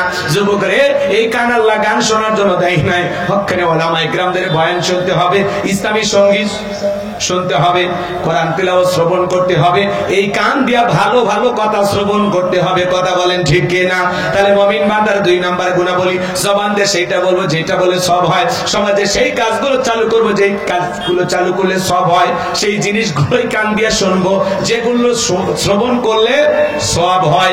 এক কথায় সব আছে যেখানে। আর আসতে বলেন, খবরদার বেশি জোরে বললেন না যেন। বলেন সব আছে যেখানে, আর গুনাহ আছে যেখানে। এক কথায় মন্দ কথা বলবো না, মন্দ কাজ করব না, মন্দটা শুনবো না। সকল গুনাহ থেকে, সকল মন্দ কাজ থেকে আল্লাহ যেন আমাদের বিরত থাকার তৌফিক দান করেন। চিল্লা বলেন আমিন। এটা হলো মুমিন বান্দার কয় নাম্বার কোয়ালিটি? 2 নাম্বার। জোরে বলেন কয়টি? 2 নাম্বার। এইবার 3 নাম্বার। আমার আল্লাহ রাব্বুল আলামিন বলেন, ওয়াল্লাযীনা হুম লিয-যাকাতি ফাঈলুন। মুমিন বান্দার 2 নাম্বার 3 নাম্বার গুণাবলী আমার আল্লাহ রাব্বুল আলামিন জানিয়ে দিলেন। মুমিন বান্দাকে আল্লাহ যদি নিসাব পরিমাণে ধন সম্পদের মালিক বানায় দেয়, মুমিন বান্দাকে আল্লাহ যদি ধনী বানায় দেয়, মুমিন বান্দাকে, এদিকে খেয়াল করেন, আল্লাহ তাআলা যদি ধনী বানায় দেয়, নিসাব পরিমাণের সম্পদের মালিক বানায় দেয়, মুমিন বান্দা সক্রিয়ভাবে হিসাব করে করে বছরে কয় লাখ টাকার কয় হাজার টাকা যাকাত আসবে, কয় কোটি টাকার কয় লাখ টাকা যাকাত আসবে, হিসাব করে করে বছরে একবার যাকাত দেবে কার ভয়ে? যাকাত দেওয়া নফল না ফরজ? নামাজ আদায় করা যেমনি ফরজ, যাকাত দেওয়া তেমনি ফরজ। কথা বলেন ঠিক কি না? যাকাত আসছে দারিদ্রতা বিমোচন করার জন্য, অভাব মুক্ত সমাজ রাষ্ট্র দেশ গড়ার জন্য। যাকাত আসছে পথে পড়ে থাকা অবহেলিত মানুষের মুখে হাসি ফোটানোর জন্য, রাস্তার এপারে দশতলা ওপারে গাছতলা এর ব্যবধানকে দূর করার জন্য। যাকাত আসছে এই সমাজের মানুষদেরকে সব দিক দিয়া উন্নয়নের মূল জায়গায় পৌঁছে দেওয়ার জন্য আল্লাহ তাআলা যাকাত দিয়েছেন। বলুন আল্লাহু আকবার। যাকাত হলো আর্থিক ইবাদত। যারা পিছিয়ে থাকা মানুষ তাদেরকে স্বাবলম্বী বানানোর জন্য এই যাকাতের সিস্টেম। আল্লাহু আকবার বলেন। বাংলাদেশের অর্থনীতি যাকাত ভিত্তিক না সুদ ভিত্তিক? সুদ ভিত্তিক অর্থনীতি হালাল না হারাম? এই হারাম অর্থনীতিতে কঠিন কালে বাংলাদেশকে কোন নেতা দারিদ্র মুক্ত করতে পারবে না। কথা বলে ঠিক না? বাংলাদেশকে যদি দারিদ্র মুক্ত করতে হয় যাকাত ভিত্তিক অর্থনীতি চালু করা লাগবে। কথা বলে ঠিক কি না? একটা যাকাত মন্ত্রণালয় চালু করতে হবে, আর এই মন্ত্রণালয়ের দায়িত্ব এদেশের ইসলামিক স্কলার দ্বীনের দায়ী আলেমদের কাঁধে দিতে হবে। দেখেন, আজ সুন্নাহ ফাউন্ডেশনের সম্মানিত চেয়ারম্যান শাইখ আহমদুল্লাহ ভাই আমাদের প্রিয় একজন মানুষ।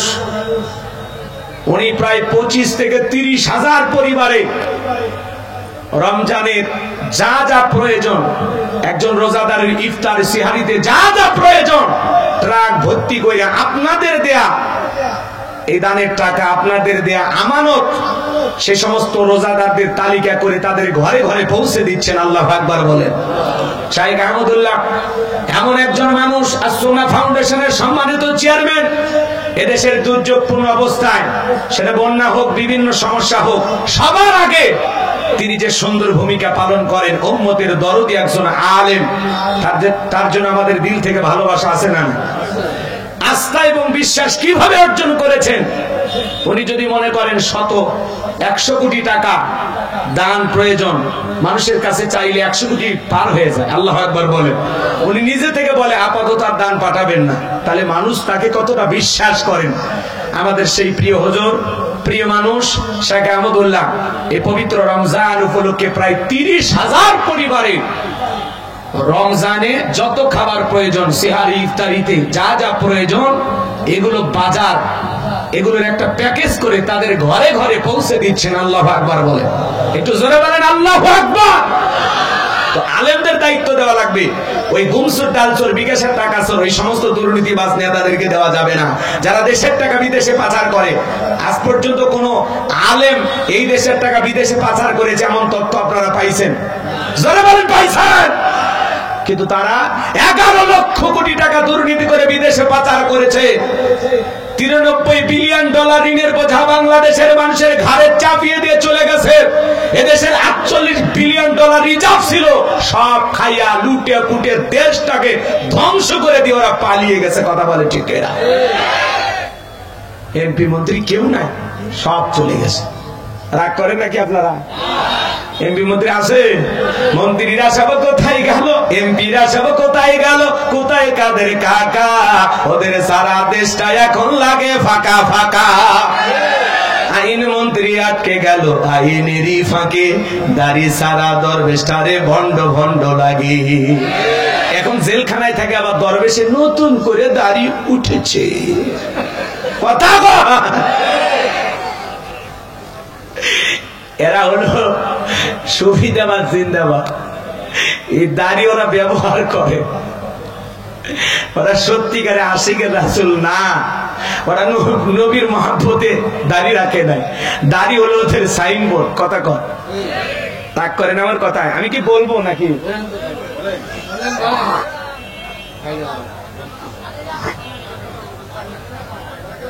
হ্যাঁ, রাগ করে কেউ? রাগ করেন আপনারা? দাড়ি সারা দরবেশটারে ভণ্ড ভণ্ড লাগে। শুনেছি ভাই কত নেতা নেত্রী খাইতেছে ভাই ডান্ডা, বিচারপতি কালামানিকের ফাটিয়েছে নাকি আন্ডা। ওটা আমার খবর না, মিডিয়ার খবর। এই বিচারপতি শামসুদ্দিন মানিক আল্লামা সাইদি হুজুরকে মৃত্যুদণ্ডের রায় দিয়েছিল। আমরা বলতে চাই ওই একই ট্রাইব্যুনালে কুখ্যাত বিচারপতি কালামানিককে মৃত্যুদণ্ডের রায় দিতে হবে। কথা বলে ঠিক কিনা? এই সেই বিচারপতি মানিক টকশোতে বসে আমার বোনকে অপমান করে রাজাকারের বাচ্চা বলেছিল, ছাত্র আন্দোলনের সবাইকে রাজাকারের বাচ্চা বলে গালি দিয়েছিল, 116 জন আলেমের তালিকা করে দুদকের কাছে জমা দিয়েছিল। আমার রোল নাম্বার ছিল 23। আমি কত নাম্বার ছিলাম? আপনারা চেনেন না, ওরা ঠিকই চেনে। কথা বোঝেন নাই? স্যার আলেমদের তালিকা করেছিল, আজকে বিনা তালিকায় কলার পাতায় শুয়ে থাকার ব্যবস্থা করে দেয় কি? এদেশের অনেকজন বিচারক বলেছিলেন যে কলার পাতায় শুয়ে থাকা এই ছবিটা প্রত্যেকটা আদালতে বিচারকদের পিছনে ঝুলিয়ে দিতে হবে, যাতে এই ছবি দেখে তারা ন্যায় বিচার কায়েম করে, অসাধু বিচার এবং ওই সমস্ত নেতাদের পাঁচাটা গোলাম না হয়। কথা বলে ঠিক না? এরা বিচারকের নামে বিগত সরকারের পাঁচাটা গোলাম ছিল, তাদের ইশারায় যা বলতো এরা সেই অনুযায়ী কাজ করতো। কথা বলে না কেন? পলকের ঝলক গেল, পলকের ঝলক গেল, থামিয়ে নেটের চাকা, ওদের সারা দেশটা এখন লাগে ফাঁকা ফাঁকা। কোথায় গেল সংসদেতে মমতাজের গান, কোথায় গেল হযরত বলা স্বামী ওসমান? 70 রাকাত 80 রাকাত তাহাজ্জুদ পড়তো, বিরার পরে আল্লাহর ওলি দাবি করতে 41 সাল পর্যন্ত টিকে থাকার স্বপ্ন দেখেছিল। 24 সালের 5 আগস্টের ভাগ্যে কি আছে আল্লাহর ওলিরা জানতো না। মাইক পেলে বলতো কারাবেন খেলা হবে, আর একসময় তো শরীরই চলে না, তাও বলে খেলা হবে। এই মানুষগুলোকে আমরা খুব মিস করি। কইতে আছে বিনোদনের নেতা আছে আছে। আমার ভাইরা মন খারাপ করবে না বাজান, আমি গুনাহগার যে কথা বলতে চাচ্ছিলাম, আলেমদের দায়িত্ব দেওয়া লাগবে। ওই গমসর ডালসর বিদেশের টাকা সর দেশের টাকা বিদেশে পাচার করে এমন দুর্নীতিবাজ নেতাদেরকে দায়িত্ব দেওয়া যাবে? আলেমদের দায়িত্ব দেওয়া লাগবে। আলেমদের কাছে আমানত সঠিকভাবে থাকবে। আলেমেরা কি করবে? সমস্ত ধনীদের তালিকা করে যাকাত আদায় করবে।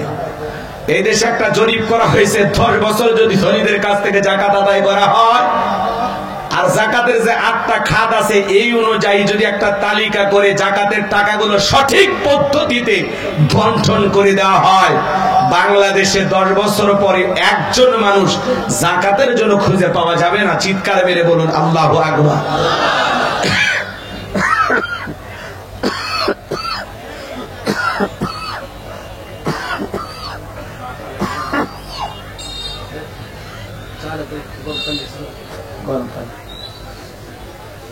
আমার ভাইয়েরা, আল্লাহ নবী মুসা আলাইহিস সালামের রাগ কম না বেশি? যে নবী রেখে গেলে মাথার টুপি ভেদ করে চুল খাড়া হয়ে যায়। আল্লাহ নবী মুসা আলাইহিস সালামের চোখে এবং মুখের দিকে তাকায়া দেখে বলে, পয়গম্বর রাগ করা লাগবে না, কত টাকা দিতে হবে আপনি বলেন? আল্লাহ নবী মুসা আলাইহিস সালাম ডেকে বলে, কারণ টাকা দিতে হবে শতকরা 2.5%। বলে ঠিক আছে, আমার একটু সময় দেন, আমি একটু হিসাব নিকাশ করে আপনাকে জানাবো। এইবার আল্লাহর নবী মুসা আলাইহিস সালাম চলে গেলেন, কারণ এইবার হিসাব নিকাশে বসে গেল। এই কারণকে আল্লাহ তাআলা 70টা উট, এদিকে খেয়াল করেন, এত সম্পদ দিয়েছিল বাজান। এই কারণকে আল্লাহ তাআলা এত সম্পদ দিয়েছিল, 70টা উট লাগতো চাবি বহন করতে।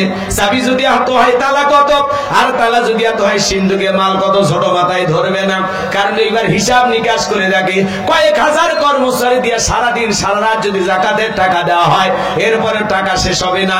এমনি তো কৃপন পায় স্যান্ডেল দানা ক্ষয় যাবে বলে, গায়ে জামা পরে না ছিঁড়ে যাবে বলে, সেই কৃপন কি এত টাকা যাকাত দিতে পারে না? সে একটা গভীর ষড়যন্ত্র করলো। এলাকা একটা 2 নাম্বার মহিলা ছিল, নাম হলো সবদা। এই সবদা নামের পতিতের কাছে যা বলে, সবদা রে, তোরে 2 বস্তা টাকা দেবো অ্যাডভান্স হিসেবে, আজকে 1 বস্তা টাকা দিলাম, আর আগামীকালকে সাক্ষী দেওয়ার পরে আর 1 বস্তা টাকা দেবো, বিনিময়ে আমার একটা কাজ তোকে করে দিতে হবে। আল্লাহ নবী মুসা আলাইহিস সালাম যখন হাজার হাজার জনগণের সামনে ভরা মজলিসে আল্লাহর পথে মানুষকে দাওয়াত দিবেন, ওই ভরা মজলিসে দাঁড়ায় একবার শুধু বলবি, মুসা নবী দিনের বেলা ওয়াজ করে, রাতের বেলা আমি সবদার সাথে রাত কাটাই, বাস এতটুকু কথা বললে যথেষ্ট, বাকি যা করার আমি করব। সবদা যেহেতু 2 নাম্বার মহিলা রাজি হয়ে গেল, আমার ভাইরা দিল দিয়ে কথাগুলো বোঝার চেষ্টা করবেন।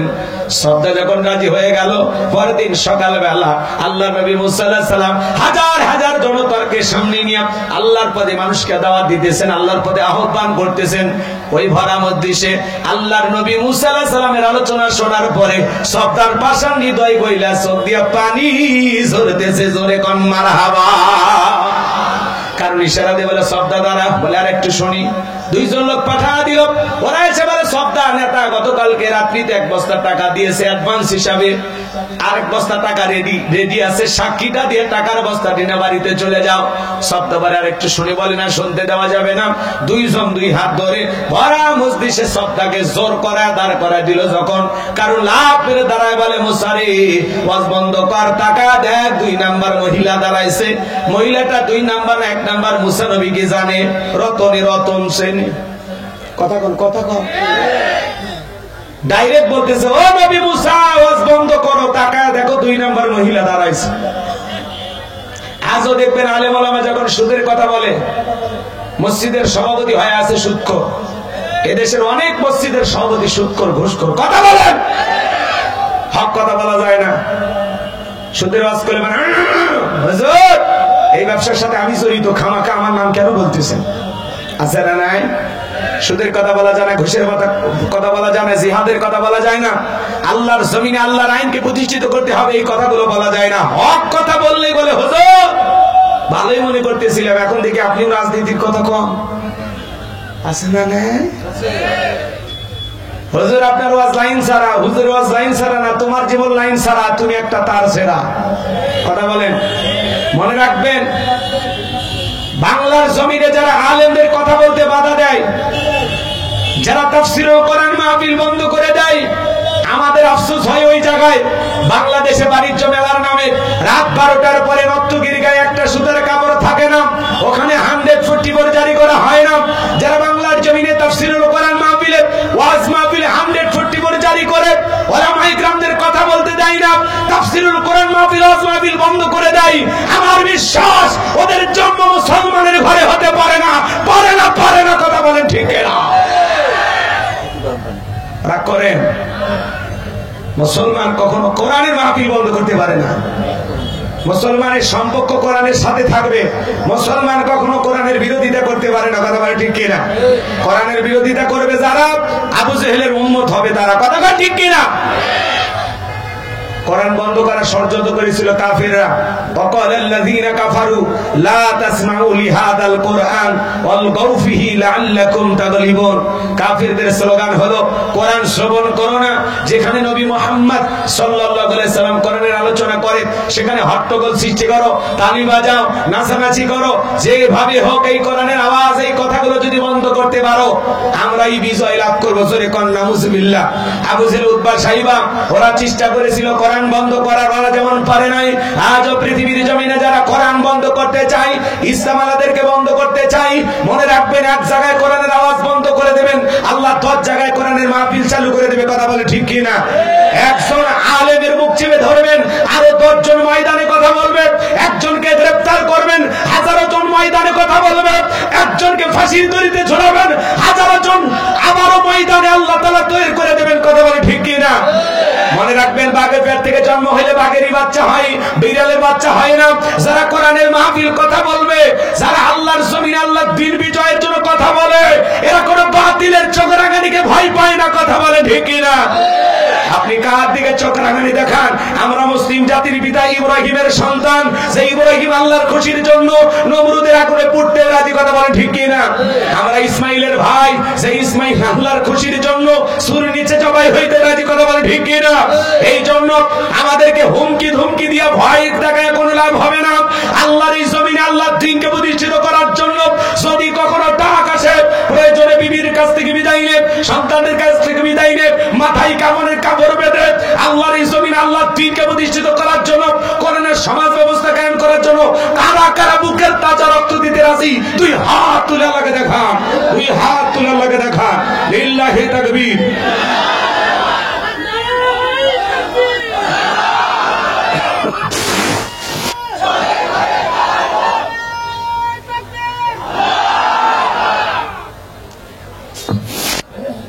কষ্ট পাচ্ছেন আপনারা? হাত তোলেন। আমি কি হাতটা পেতে বলেছি? হাত টান টান করে তোলেন। লিল্লাহি তাকবীর। একটু জোরে সোরে আওয়াজ দেন। আশেপাশে যারা চলাফেরা করতেছে ওরা যেন বোঝে না খেলা শুরু হয়ে গেছে। একটু জোরে আওয়াজ দেন। লিল্লাহি তাকবীর। হাত সোজা করেন, টান টান করে তোলেন। ওই যে মাঝে মাঝে হাত বেঁকা দেখা যায়, 2 হাত সোজা করার শক্তি না। আপনি পুরুষ মানুষ, দুধ, ডিম, ভিটামিন, ক্যালসিয়াম মাঝে মাঝে কিনে খাবেন। একেবারে দুর্বল হলে চলতে পারবেন না। হাত সোজা করেন। সবটা দাঁড়িয়েছে নবী মুসার বিরুদ্ধে সাক্ষী দেওয়ার জন্য। ঘটনা শোনা দরকার নাই? এরপরে তো যুবকদের আলোচনা, নাকি বলেন? রেডি আছেন তো ইনশাআল্লাহ? আল্লাহ আপনাদের কবুল করুন। জোরে বলেন আমিন। হাত সোজা করেন। আমার আল্লাহ রাব্বুল আলামিন বলেন, ইন্নাল্লাহা আশতারা মিনাল মুমিনিনা আনফুসাহুম ওয়া আমওয়ালাহুম বিআন্না লাহুমুল জান্নাহ। সূরা তাওবার 111 নম্বর আয়াতে আল্লাহ রাব্বুল আলামিন জানিয়ে দিলেন, নিশ্চয়ই মুমিন বান্দাদের জান মাল আমি আল্লাহ ক্রয় করে নিয়েছি, বিনিময়ে দেব জান্নাত। বলুন সুবহানাল্লাহ। তাহলে বলেন তো বাজান, আপনার আমার জীবনের মালিক কে? হে তরুণ যুবকেরা, ভালো করে বলো তো, এই জীবনের মালিক কে? প্রেম করবার প্রেমিকাকে পার্কিং এ যা ডায়লগ দিবা, এ জীবন তোমার, তুমি শুধু আমার। ওরে হাই বিরির যুবক, এই জীবনের মালিক কে? আপনার আমার সম্পদের মালিক কে? আল্লাহর দেয়া জীবন, আল্লাহর দেয়া সম্পদ আল্লাহর পথে খরচ করতে রাজি আছেন তো মুসলমান? রাজি আছেন তো ইনশাআল্লাহ? বাম হাত নামান, শুধু ডান হাত তুলে রাখেন, শুধু ডান হাত। আল্লাহ রাব্বুল আলামিন বলেন, ইল্লা সাহাবাল ইয়ামিন ফি জান্নাতি ইয়াতাসাআলুন। ডানপন্থী যারা জান্নাতের বাগানে থাকবে তারা, ডানপন্থী যারা আল্লাহর প্রিয় তারা। বলুন আল্লাহু আকবার। কোন কথা হবে না। কিছুক্ষণ আগেই বলেন, হুজুর জীবন দিতে রাজি, রক্ত দিতে রাজি। আপাতত জীবন রক্ত দুইটার কোনটাই দিতে হবে না। ডান হাতটা পকেটের ভিতর ঢুকে দিয়া যে যা পারেন, যতটুকু পারেন, এই তাফসীরুল কোরআন মাহফিলের জন্য প্রাণ ভরে দান করবেন। সোজা ডান হাত পকেটে দেন। সবাই নিজের পকেটে হাত দেন। অন্য কারো পকেটে হাত দিয়ে পকেট মেরে বলে মার খাবেন না। সবাই পকেটে হাত দেন। মহিলা প্যান্টে লোকজন পাঠায় দেন, আমিও দিচ্ছি দেন। সবাই পকেটে হাত দেন। সবাই পকেটে হাত দেন। ছেলে পেলে যারা আছো, ব্যাগ নিয়ে, রুমাল নিয়ে, চাদর নিয়ে, যার কাছে যা আছে তাই নিয়ে মাঠে নামো, খেলা হবে। ছেলে পেলে পাঠায় দেন। সবাই প্রাণ ভরে দান করেন। আল্লাহ সবাইকে দেওয়ার তৌফিক দান করুন। জোরে বলুন আমিন। আরেকটু জোরে বলুন আমিন। সবাই পকেটে হাত দেন। 10, 20, 50, 200, 100, 500, 2000, 5000, 10,000, 1 লাখ, 2 লাখ, যে যা পারেন আল্লাহর রাস্তায় পকেটে হাত দিয়ে প্রাণ ভরে টাকা দান করেন। মহিলা প্যান্ডেল লোকজন পাঠায় দেন। মহিলা প্যান্ডেল লোকজন পাঠায় দেন। আছে মহিলা প্যান্ডেল আছে? আমার মা বোনদের বসে আছেন। মা, আমি জানি এলাকার মা বোনদের হাতে রান্না যেমন ভালো, মনটা তার চেয়ে বেশি ভালো। আল্লাহ আমার মা বোনদেরকে দান করা তৌফিক দান করুন। আমার এইবার সবটা বলতেছে, কারণ রে আমি যেহেতু দাঁড়িয়েছি, আমাকেই তুমি বলতে না, তুমি বৈশা পড়ো। এইবার সবটা ভরা মজলিসে বলতেছে, ও দেশের জনগণ শোনো দিয়ামন, আমি জীবনে কোনোদিন মুসা নবীকে দেখি নাই। আজকে মুসা নবীর আলোচনা শোনার পরে আমার পাষাণ হৃদয় গইলে গেছে। আমি সিদ্ধান্ত নিয়েছি আর খারাপ কাজ করব না, অশ্লীল কাজ করব না। আমি তওবা করে ঈমান গ্রহণ করতে চাই। বলুন আল্লাহু আকবার। আলেমদের ওয়াজ শুনে বেনামাজি নামাজি হয়ে যায়, সুদখোর ঘুষখোর ভালো হয়ে যায়, বেপরদায় চলা মা বোনেরা পর্দা করে। কথা বলেন। দাড়ি কাটা যুবকটা আলেমদের ওয়াজ শুনে দাড়ি রাখে। কত মানুষকে আল্লাহ তাআলা পরিবর্তন করায় দেন। এদেশে মসজিদের বয়ান আর এই তাফসীরুল কোরআন মাহফিলের আয়োজন যদি না থাকতো, লন্ডন আমেরিকার মতো এদেশের মানুষও হাফ প্যান্ট পরে সমাজে ঘোরাফেরা করত। যতটুকু সভ্য ভদ্র আছে শুধুমাত্র জুমার বয়ান আর এই তাফসীরুল কোরআন মাহফিলের কারণে। এই জন্য এক শ্রেণীর মানুষ উঠে পড়ে লেগেছে এদেশের তাফসীরুল কোরআন মাহফিল বন্ধ করে দিয়া দেখা যায় এই দেশকে লন্ডন আমেরিকা বানানো যায় কিনা। কথা বলেন না কেন? কোরআনের মাহফিল বন্ধ করলেই এদেশের মানুষেরা গোমরাহী হয়ে যাবে। তাদেরকে পথভ্রষ্ট করতে, গোমরাহী বানাইতে, মিসগাইড করতে ওদের আরো সহজ হবে। কথা বলেন ঠিক কিনা? এই জন্য কোরআন থেকে দূরে সরে যাওয়া যাবে না। কোরআনের সাথে আমাদের সম্পর্ক রাখতে হবে। আল্লাহ পাক যেন আমাদের সবাইকে সঠিক বোঝ দান করেন। জোরে বলুন আমিন। মিনাজ জুলুমাতি ইলান নূর। আপনাকে আমাকে অন্ধকার থেকে আলোকিত মানুষ বানানোর জন্য আল্লাহ কিতাব নাজিল করেছেন। এই জন্য ওদের কথায় কোরআন থেকে সরে যাওয়া যাবে, ইসলাম থেকে দূরে সরে যাওয়া যাবে। এদেশের তাফসীরুল কোরআন মাহফিল গলিতে গলিতে হয়, এটা অনেকের সহ্য হয় না। ওরা বলে আগে যাত্রা বলা হইতো, লসিমন করিমন খাইরন সুন্দরী মানেসা পরি হইতো। দেখেন নাই 7 দিন 8 দিন করে মঞ্চ বানায়া আপনাদের এলাকায় হইতো যাত্রা বালা মঞ্চ সাজায়। একজন এরকম খাতা ধরে বসে থাকতো আর বলে দিত, আর কিছু লোক রাজা বাদশা সাজে অভিনয় করতো, যাহা বরং আমি আপনার মেয়েকে বিবাহ করতে চাই। খামোশ বেয়াদব। এখন আর এই নষ্টামি করা যায় না। এই জন্য ওরা বলতেছে যাত্রাপালা বন্ধ হয়ে গেছে, দেশের ঐতিহ্য হারিয়ে গেছে। ওরে শয়তান, যাত্রাপালা বন্ধ হতে দেশের কি হারিয়ে গেছে? ঐতিহ্য। ওরে বাবা, ইবলিস দেখতে চাইলে এদের কথা শুনে বুঝে নেবেন এটা ইবলিস। এই দেশের অলিতে গলিতে তাফসীরুল কোরআন মাহফিল চালু হয়েছে। যাত্রা গানের জায়গা এখন কি হয়? তাফসীরুল কোরআন মাহফিল হয়। গান বাজনার আসরগুলো বন্ধ হইয়া, নর্তকীদের নাচানাচি বন্ধ হইয়া কোরআনের মাহফিল চালু হয়েছে। এটার বিরুদ্ধে যারা কথা বলবে, এর আগে হানিফ সাহেব কথা বলেছিল, নতুন করে আপনার কিশোরগঞ্জের এক নেতা বের হয়েছে, ও খালি উল্টা পাল্টা বলে, সবসময় উল্টা পাল্টা বলে। দেখেননি ওর আফসোস দেখে আমি অবাক হয়ে যাই। চামড়া গুলো জড়িয়ে গেছে, চেহারা খুব সুন্দর, কথা না, কিন্তু কথাগুলো উল্টা পাল্টা বলে। আল্লাহ যেন এই সমস্ত নেতাদেরকে হেদায়েত দান করে। এ ভাই, মরবেন না, জন্মের সময় আজান কি কানে দেয়নি? মরার পরে কি আল্লাহু আকবারের ধ্বনি দিয়া আবার আপনার জানাজা শুরু হবে না? তো আপনি কেন ইসলামের বিরুদ্ধে কথা বলেন? আল্লাহ যেন এই সমস্ত নেতা ভাইদের হেদায়েত দান করেন। এটা জোরে করেন আমিন। আমার ভাইয়েরা, আমি লম্বা করবো না, সংক্ষিপ্ত কথা একটু বলে দিয়ে যাই, দিল দিয়া কথাগুলো বোঝার এবং শোনার চেষ্টা করবেন। এইবার শব্দা বলতেছে, এ কারণ কেন লাফালাফি করতেছে আপনারা কি জানেন? গতকাল রাত্রিতে কারণ আমার বাড়িতে গিয়েছিল, আমার 2 বস্তা টাকা দেবো বলে ওয়াদা করেছে, 1 বস্তা টাকা অ্যাডভান্স হিসাবে দিয়েছে, আর আজকে সাক্ষী দিলে আর 1 বস্তা টাকা দিয়ে দেবে, বিনিময়ে আমাকে এই কথা বলতে হবে। নবী মুসা দিনের বেলা ওয়াজ করে আর রাতের বেলা আমি শব্দার সাথে রাত কাটাই, কিন্তু আপনাদেরকে সাক্ষী রেখে বলতেছি, নবী মুসা আলাইহিস সালামের চরিত্র ফুলের চাইতেও পবিত্র। ওই কারণ হলো আমি শব্দার নিয়মিত ভক্ত। চিৎকার মেরে বলুন আল্লাহু আকবার। ওয়া মাকারু ওয়া মাকারাল্লাহ ওয়াল্লাহু খায়রুল মাকিরিন।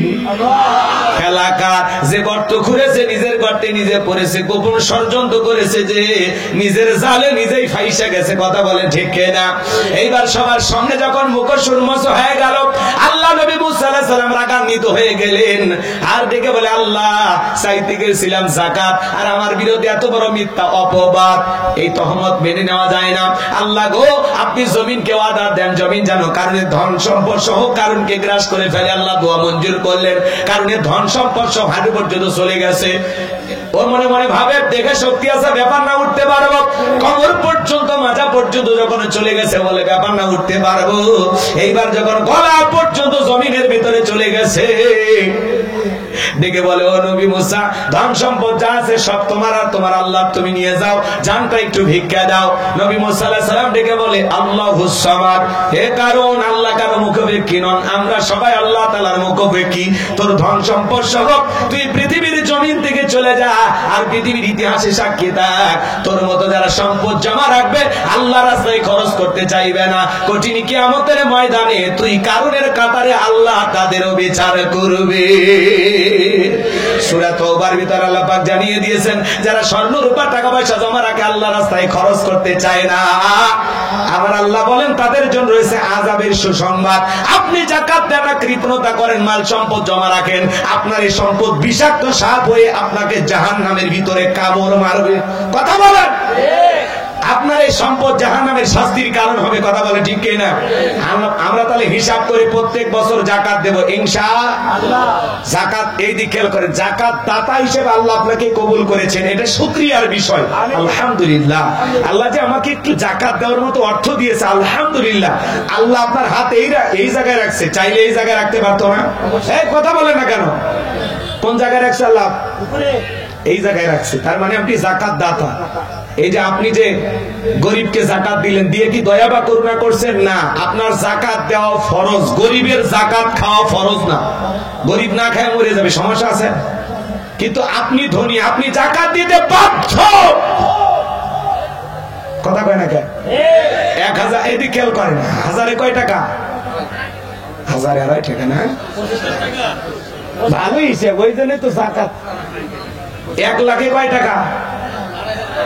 2500 টাকা। আর 1 কোটিতে রাগ করেন না, 1 কোটিতে বলে 25,000।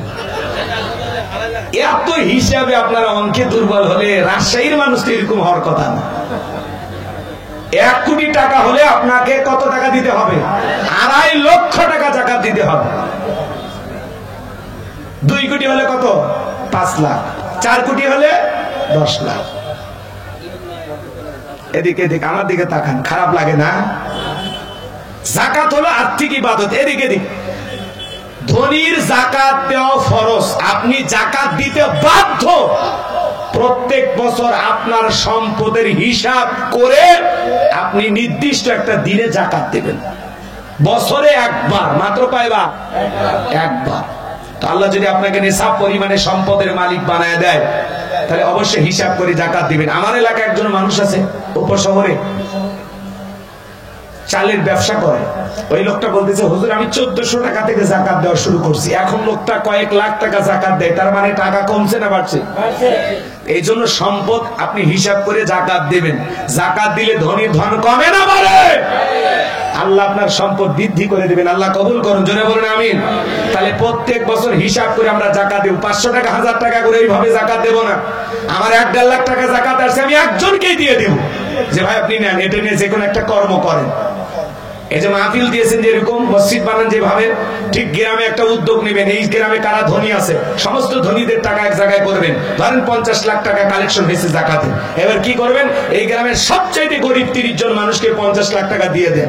দিয়ে বলেন, ভাই আপনার একটু এই টাকা দিয়ে যে কোনো একটা কর্ম করেন, ব্যবসা বাণিজ্য করেন, খবরদার কারো কাছে হাত পাতবেন না। কথা কেন? পরের বছর 30 জন। এইভাবে দেখা যাচ্ছে 5 বছরে 150টা পরিবার, তাদেরকে আপনারা কি করলেন, টাকা দিয়ে সহযোগিতা করে তাদেরকে স্বাবলম্বী বানায় দিলেন। এই গ্রামে 5 বছর লাগবে না, এই গ্রামের সমস্ত মানুষ স্বাবলম্বী হয়ে যাবে, একজনও গরিব থাকবে না। কথা বলে ঠিক কিনা? এমন সমাজ আপনারা করতে চান? তাহলে হিসাব করে করে কারা কারা যাকাত দিবেন, হাত তোলেন। আল্লাহ কবুল করুন, জোরে বলুন আমিন। হাত নামান। এবার মুমিন বান্দার 4 নম্বরে গুণাবলী, ওয়াল্লাযীনা হুম লিফুরুজিহিম হাফিজুন। মুমিন বান্দার 4 নম্বর গুণাবলী, নিজের যৌবনটাকে সংযত রাখা, নিজের যৌবনটাকে কন্ট্রোল করা। মুমিনের যৌবন হোটেলে বিক্রি হয় না, পার্কে বিক্রি হয় না। মুমিন কোনদিন বিয়ের আগে অবৈধ কোনো প্রেম ভালোবাসা করতে পারে না। কথা বলেন ঠিক কিনা? এজন্য আল্লাহ রাব্বুল আলামিন বলেন, ওয়াল্লাযীনা হুম লিফুরুজিহিম হাফিজুন। একটু জোরে বলেন আল্লাহু আকবার। মুমিন বান্দার 4 নাম্বার গুণাবলী, নিজের যৌবনটাকে সংযত রাখা, নিজের যৌবনটাকে কন্ট্রোল করা। হে যুবকের দল, ভালো করে শুনে নাও, আল্লাহ শিশুকালের হিসাব নেবেন না, হিসাব নেবেন যৌবন কালের। আমরা যৌবন কালে শয়তানের ওয়াসওয়াসায় পড়ে গুনাহ করতে ভালোবাসি, আর যৌবন কালের ইবাদত আল্লাহ পছন্দ করেন। কথা বলেন ঠিক কি না? হযরত আলী রাদিয়াল্লাহু তাআলা বলেন, তোমরা যৌবনের তাড়নায় গুনাহ করো, একদিন তোমাদের যৌবন থাকবে না, আমলনামায় গুনাহ ঠিকই লেখা থাকবে। কথা বলেন ঠিক কি না? তাহলে যৌবন কালে বেশি বেশি ইবাদত করতে হবে। কার? যেটা বৃদ্ধ কালে করা যায় না। যার বয়স 60-70 বছর বয়স হয়ে গেছে, প্রচন্ড শীত, পৌষ মাস, মাঘ মাস, লোকটাকে যদি বলা হয়, চাচা মিয়া রাত 2টা বাজে পুকুর থেকে একটু গোসল করে আসেন, 2000 টাকা দেব। বৃদ্ধ মানুষ বলবে, ভাতিজা ওই 2000 টাকা নেওয়ার জন্য পুকুর থেকে উঠতে পারবো তো? কথা কয় না আপনারা? কিন্তু একটা যুবককে যদি বলেন 2000 টাকা দেব, এই শীতের মধ্যে একটু পুকুর থেকে গোসল করে আসো, ও যুবক বলবে, হুজুর কাপড় খুলছি, টাকা রেডি করেন। কথা বল। তার মানে যুবকের একটা কি আছে, পাওয়ার আছে। কথা বলে ঠিক কিনা? এই যৌবন কালের ইবাদত আল্লাহ পছন্দ করে।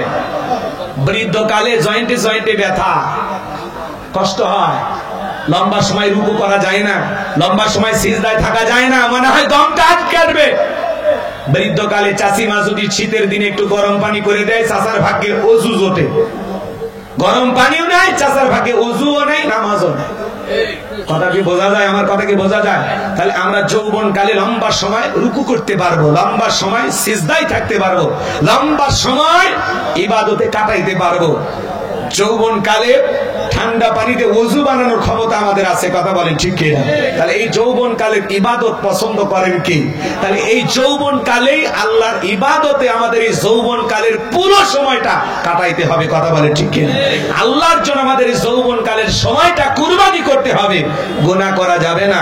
এইজন্য আল্লাহ বলেন ওয়াল্লাযীনা হুম লিফুরুজিহিম হাফিজুন, নিজের যৌবনটাকে সংযত রাখো, নিজের যৌবনটাকে কন্ট্রোল করো। তাহলে মুমিন বান্দার 4 নাম্বার গুণাবলী নিজের যৌবনটাকে হেফাজত করা। হাদিস শরীফের ভিতরে আছে, বিশ্বনবী বলেছেন তোমরা যদি দুইটা জিনিসকে কন্ট্রোল করতে পারো, একটা হলো দুই চোয়ালের মাঝখানে তার থাকা নরম জিহ্বা, আর দুইয়ের মাঝখানে থাকা লজ্জাস্থান, এই দুইটার যদি হেফাজত করতে পারো, কন্ট্রোল করতে পারো, আমি নবী তোমাদের জান্নাতের জিম্মাদারি নিলাম। বলুন আল্লাহু আকবার। তাহলে সাবধানে পা ফেলা লাগবে। যুবক, যৌবনের পরীক্ষা দিয়েছিলেন আল্লাহ নবী ইউসুফ আলাইহিস সালাম। জুলেখা একটা গোপন কক্ষে নিয়ে যায়, 10টা দরজায় তালা বন্ধ করে ইউসুফ আলাইহিস সালামের কাছে যা বলে, দিলে বড় জালারে পাঞ্জাবিওয়ালা, হুজুর তো কিছুই বোঝে না, হুজুর সবই বোঝে, নারীর ছলা কলা বোঝে না, কথা বলে ঠিক কিনা? জুলেখা কাপড়গুলো ছেড়ে ছেড়ে দেবতার মুখ ঢাকে। ইউসুফ নবী ডেকে বলে, কাপড়ে ঢাকিলে তুমি দেবতার মুখ, কি দিয়া ঢাকিবা বিধাতার মুখ? জুলেখা কাছে আসে আর ডেকে বলে, ইউসুফ তোমার চোখ দুইটা ভারী সুন্দর। ইউসুফ আলাইহিস সালাম ডেকে বলেন, আল্লাহকে ভয় করো, ইন্নী আখাফুল্লাহ। ইউসুফ আলাইহিস সালামের অন্তরে কার ভয়? আল্লাহ তাআলাকে ডেকে বলেন, আল্লাহ জুলেখার মনের অবস্থা আমি বুঝতে পেরেছি, একমাত্র আপনি পারেন এখান থেকে আমাকে রক্ষা করতে। আল্লাহ নবী ইউসুফ আলাইহিস সালাম আল্লাহ তাআলাকে বিপদে পড়ে স্মরণ করলেন, আল্লাহর উপরে তাওয়াক্কুল করে ডেকে বলেন, আল্লাহ আপনার উপরে তাওয়াক্কুল করে নিজের ইজ্জতকে বাঁচানোর জন্য সামনের দিকে দৌড় মারার দায়িত্ব আমার, আর আপনার কুদরত থেকে তালা খুলে দেওয়ার দায়িত্ব আপনার। আল্লাহ নবী ইউসুফ আলাইহিস সালাম আল্লাহর উপরে তাওয়াক্কুল করে, আল্লাহ তাআলার উপরে তাওয়াক্কুল করে যখন দৌড় মারলেন, আল্লাহর কুদরত থেকে প্রত্যেকটা দরজার তালা খুলে গেছে। বলুন সুবহানাল্লাহ। এবারে জুলেখা শেষ দরজায় মারছে থাবা, ইউসুফ আলাইহিস সালামের জামা ছিঁড়ে গেছে। ইউসুফ নবী বলে, জামা ছিঁড়ে যায় যাক, ইজ্জত দেওয়া যাবে না। এইবার বাহিরে বের হয়ে দেখে শেষ দরজায় তার স্বামী আজিজ মিসর দাঁড়ায় আছে। কথায় যেখানে বাঘের ভয় সেখানে রাত হয়। জুলেখা তার স্বামীকে দেখা মাত্র ন্যাকা কান্নার অভিনয় শুরু করে দিল। দেখে না কিছু কিছু মহিলা কথা বলার আগে কান্দে দেয়, দুনিয়াতে আমার কেউ নাই, কেউ নেতে পারছে, আসো কেমন নেই, আছে না নাই? কথা বলার আগে কান্দে দেয়, এরকম মহিলা আছে না নাই? যে কথা বলার আগে কান্দে দেয়, বুঝে নেবেন ওর ভিতরে ভেজাল আছে। কি আছে? কথা বলার আগে মানে এমন কান্নাকাটি করে, নাটক করে, অভিনয় করে, দেখে মনে হয় কিচ্ছু বোঝে না। কান্নাকাটি করে যা বলে আমরা মনে করি সব দোষ ছেলের, মেয়ের কোনো দোষ নাই। কথা কয় না, কথা কয় না? রাগ করেন, রাগ করেন, হ্যাঁ চোখের পানি লাগেই থাকে, কিচ্ছু বলার আগে কান্দে দেয়। যার বই এরকম বেশি কান্নাকাটি করবে ধমক দেবেন, রে চুপ, কাঁদবি না। ঘটনা কি হয়েছে আমারে খুইলে কর। তোর ঘটনা শুনে যদি মনে হয় এই ঘটনায় কাঁদা উচিত, স্বামী স্ত্রী একসাথে জামাত করে কাঁদা হবে, তাও একা কাঁদবি না, চুপ কর। অনেকের বউ দেখেন না চোখের পানি লাগে আছে, মানে মোটর বসায় রাখছে, টিপ দেওয়া হয় না, কাঁদবি চাই না, মাঝে কাঁদবি, কথা গান কাঁদে কাঁদে এমন কথা বলে কান্নাকাটি করে, ওরে বাবা মনে কিচ্ছু বোঝে না, কথা কয় না। জুলেখা একটা কান্নার অভিনয় শুরু করে ডেকে বলে, স্বামী ইউসুফকে ছেলের মতো দেখতাম, আজকে সুযোগ পায় আমার ইজ্জতের দিকে হাত বাড়াইছে, আরেকটি দেরি হয়ে গেলে আমার সর্বনাশ হয়ে যেত। মিথ্যা তহমত দিয়া দর্শনের আসামি বানাইয়া 1 নয় 2 নয় 9.5 বছর জেলখানায় বন্দী করে রেখেছিল জুলেখা। আজ পৃথিবীর জমিনে আলেমদেরকে মিথ্যা অপবাদ দিয়া ধর্ষণের আসামি বানাইয়া জেলখানায় বন্দী করবে যারা, ডিজিটাল জুলেখা তারা। আলেমেরা কখনো ধর্ষণকারী হতে পারে না, কথা বলে ঠিক না? রাগ করেন? এগুলো মিথ্যা অপবাদ, মিথ্যা তহমত, বিশ্বাস করা যাবে না। কোরআনের ফাঁকে আল্লামা সাঈদী হুজুরের বিরুদ্ধে জঘন্য অপবাদ দেওয়া হয়েছিল। তিনি নাকি 300-এর বেশি নারীকে সে সময় ধর্ষণ করেছিলেন। এক নারীকে জিজ্ঞাসা করা হলো, মা এই হুজুর? বলে হ্যাঁ। তো তোমার জন্ম কত সালে? 75 সালে। জন্ম 75 সালে, ধর্ষণ হয়েছে 71 সালে, স্বপ্নেও সম্ভব? কত বড় মিথ্যাবাদী ছিল। অন্ধ ব্যক্তির নামে গাড়ি পোড়ানোর মামলা দিয়েছে। অন্ধ মানুষ গাড়ি পোড়াইতে পারে? এত মিথ্যা কথা বলা ঠিক না। খারাপ আপনাদের লাগতেছে বুঝতে পারতেছি, 16 বছরের মা এখনো কাটেনি। রাগ করবেন না। মিথ্যা মিথ্যাই, সত্য সত্য। সাদাকে সাদা বলতে শিখুন, কালোকে কালো বলতে শিখুন, অন্যায়কে অন্যায় বলুন, ন্যায়কে ন্যায় বলুন। কারো পাঁচাটা গোলাম হওয়ার সুযোগ নাই। কথা বলে টিকেরা। রাগ লাগে, রাগ লাগে। এই জন্য শোনেন যুবক, তোমাদেরকে বলে যায়, নারীদের জালে ফাঁসা যাবে না, নারীদের জালে ফাঁসা যাবে না। পুলিশে ধরলে বাঁচবি, র্যাবে ধরলে বাঁচবি, কিন্তু কোন নারীর ছলনার ফাঁদে, মায়ের জালে, রূপের জালে, প্রেমের ফাঁদে একবার যদি পাটা আটকে যায়, ফান্দি পরিয়া বোগা কান্দেরি, সারা জীবন কেঁদে ওই কান্না ঘিনির বিষাক্ত সবল থেকে তোরা বাঁচতে পারবি না। ওরা ছেলেদের ভালোবাসে না, ছেলেদের মন নিয়ে ব্যবসা বাণিজ্য করে। যে যত দামি গিফট করে তারে তত বেশি ভালোবাসে। কথা বলেন। আজকে তরুণ তরুণীদের, যুবক যুবতীদের নষ্ট করার 1 নম্বর হাতিয়ার হলো এই মোবাইল। এই মোবাইলের ওজন কম, কিন্তু মোবাইলের মাধ্যমে পাপের ওজনটা অনেক বেশি। ঘরের দরজা লাগাইয়া কম্বলের ভিতরে, ল্যাপের ভিতরে ঢুকে একা একা আছে না না। পিতা মাতা যখন দরজা এসে নক করে, এই রুবেলের ভিতরে কি হয় রে? বাংলাদেশের স্বাধীনতার যুদ্ধ হয়েছে 1971, পড়ার ভান করে। আবার যখন চলে যায় আবারও মোবাইলটা বের করে, আছে না না। রাগ করেন। আমি কি বলবো? ও দেশে মোবাইল লাইছে, চিঠি বন্ধ হইয়াছে, দিওয়ানা বানাইছে, পোলা মাইয়ার মনের কথা ভাসে বাতাসে। ও দেখো বোলা পানের মন বাদা ফেসবুকে এখন, ও দেখো বোলা পানের মন বাদা ফেসবুকে এখন, মোবাইলে চ্যাটিং কইরা কাটায় সারাক্ষণ। এই মোবাইল পাইয়া দেখো মদনের মাইয়া, এই মোবাইল পাইয়া দেখো মদনের মাইয়া কি কাণ্ড ঘটাইছে। স্বামী সংসার রাইখা নাকি পলাইয়া গেছে, সে যে স্বামী সন্তান রাইখা নাকি পলাইয়া গেছে। 2 বাচ্চার মা, 4 বাচ্চার মা পরকীয়া প্রেম করে আরেকটা ছেলের হাত ধরে পালিয়ে যায়। যে নারী স্বামীর সংসার রেখে, বাচ্চা কাচ্চা রেখে আরেকটা পর পুরুষের হাত ধরে পালিয়ে যেতে পারে, ওইটা নারী জাতির কলঙ্ক। কলঙ্ক। কথা বলে ডেকে না। ও মা, ও বোন, কেমনে পারলা স্বামী রেখা, সন্তান রেখা আর একটা পুরুষের হাত ধরতে? কেমনে পারো নারী? তুমি তো বহুরূপী। রংধনুর মতো মুহূর্তে মুহূর্তে রং বদলায়। এই কথা কন নাকি আপনারা? রাগ করেন। বাড়ি বরিশাল, চলে যাচ্ছে রাজশাহীতে। মা এই গ্রামে কি বলে? এই গ্রামের বল্টু কি করছে? বলে মোবাইলে প্রেম করেছে। আর কি করছে? বলে আমরা হোটেলের স্বামী স্ত্রীর মতো ছিলাম, তো এখন কি? বলে ভালোবাসা বেড়ে এখন 6 মাস। তো তুমি কি চাও? বলে বল্টু যদি বিয়ে করে ভালো, না হলে আমি আত্মহত্যা করে মারা যাব। এ ধরনের মানুষের তো মরাই উচিত। এই নারী, ও মা, ও বোন, তুমি কেমনে পারলা? কেমনে পারলা? সামাজিক অনুষ্ঠান ছাড়া, বিবাহ ছাড়া, সামান্য একটা এই পাগলা পাগলা প্রেম, উল্টা পাল্টা নষ্টামি ভণ্ডামির মাধ্যমে কিভাবে পারলা নিজের জীবনের সবচেয়ে দামি সম্পদ একটা ছেলের হাতে তুলে দিতে? কথা কয় না কে? যেই বল্টুর বাড়িতে আসছে, বল্টুর বাড়ি তালা ঝুলে রাখছে, তালা। ফোন দিলে আর রিসিভ করে না। তার মানে কি? আজকে বিবাহের দাবিতে বিভিন্ন অঞ্চলে নারীরা আসে। এটা আমাদের জন্য গর্বের না লজ্জা? কথা বলেন না কেন? শুধু কি মেয়ের দোষ, ছেলের দোষ নাই? এক হাতে তালি বাজে, এই ছেলে, এই যুবক, তোমাদেরকে বলছি, তোমার স্ত্রীর সাথে যদি কেউ পরকীয়া প্রেম করে, মাইনা নিবা? কথা কয় না। ভালোবাসা শেয়ার করবা নাকি? জোরে বলো। তোমার স্ত্রীর সাথে পরকীয়া প্রেম করলে তোমরা মানবা? তোমার মায়ের সাথে, তোমার বোনের সাথে, তোমার খালা ফুফুর সাথে? তাহলে যেই নারীর দিকে তুমি বাঁকা চোখে তাকাইতেছো, পরকীয়া প্রেম করতেছো, স্বামী সন্তান থাকার পরেও ওই নারীও কারো না কারো স্ত্রী, কারো না কারো মা, কারো না কারো মেয়ে। কথা কয় না কেন? এই ছেলে, তোমার বিবেক কি হয়েছে? একটা মেয়ের স্বামী আছে, সন্তান আছে, ওই নারীর দিকে কেমনে নজর যায় ভাই? তোমার রুচি এত খারাপ। হাসেন না, হাসেন না। মাশাআল্লাহ, মাশাআল্লাহ। রাগ করছেন নাকি আপনারা? আমার জন্য একটু দোয়া করবেন তো ইনশাআল্লাহ, আল্লাহ কবুল করুন। যুবক যুবতী যারা আছো, আজকের মাহফিল থেকে হাত তুলে ওয়াদা দাও, জীবনে কোনোদিন প্রেম করে বিয়ে করবে না। হাত তোলো। যুবকেরা যারা বিয়ে করনি হাত তোলো।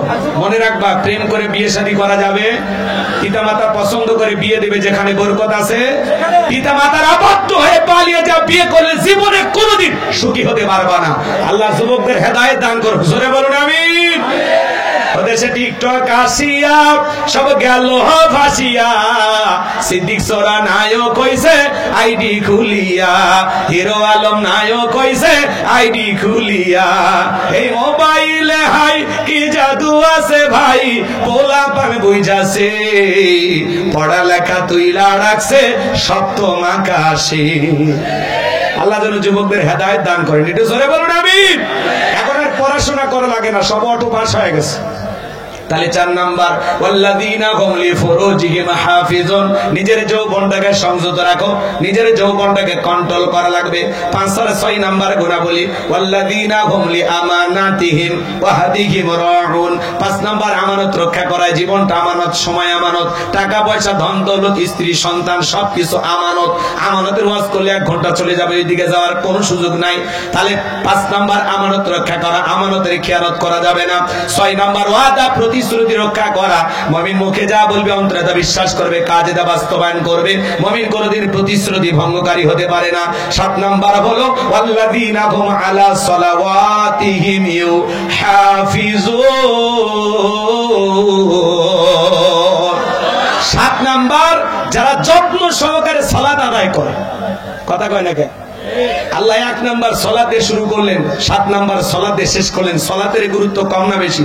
যে ব্যক্তি আসর পরে মাগরিব পর্যন্ত মসজিদে মন টাঙানো থাকে, মাগরিব পরে এশা পর্যন্ত মসজিদে মন টাঙানো থাকে, শুধু একা নামাজ পড়লে হবে না, স্ত্রী সন্তানদেরকে নামাজি বানানোর দরকার আছে না নাই?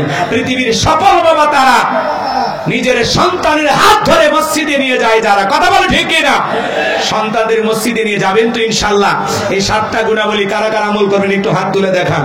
আল্লাহ বক্তা শ্রোতা সবাইকে 7টি কোয়ালিটি মেনে বাস্তব জীবনে আমল করা তৌফিক দান করুন।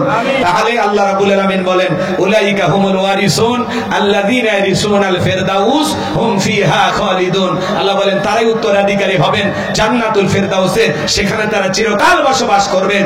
আল্লাহ পাক আমাদের সবাইকে জান্নাতুল ফিরদাউসের ওয়ারিস হিসেবে কবুল করুন। ওয়া আখিরি দাওয়ানা আনিল হামদুলিল্লাহি রাব্বিল আলামিন। আসসালামু আলাইকুম ওয়া রাহমাতুল্লাহি ওয়া বারাকাতুহু। লিখে দিয়েছে আমার সময় শেষ, আমিও দোয়া চাই, বেঁচে থাকলে আবারও দেখা হবে। আল্লাহ হাফেজ।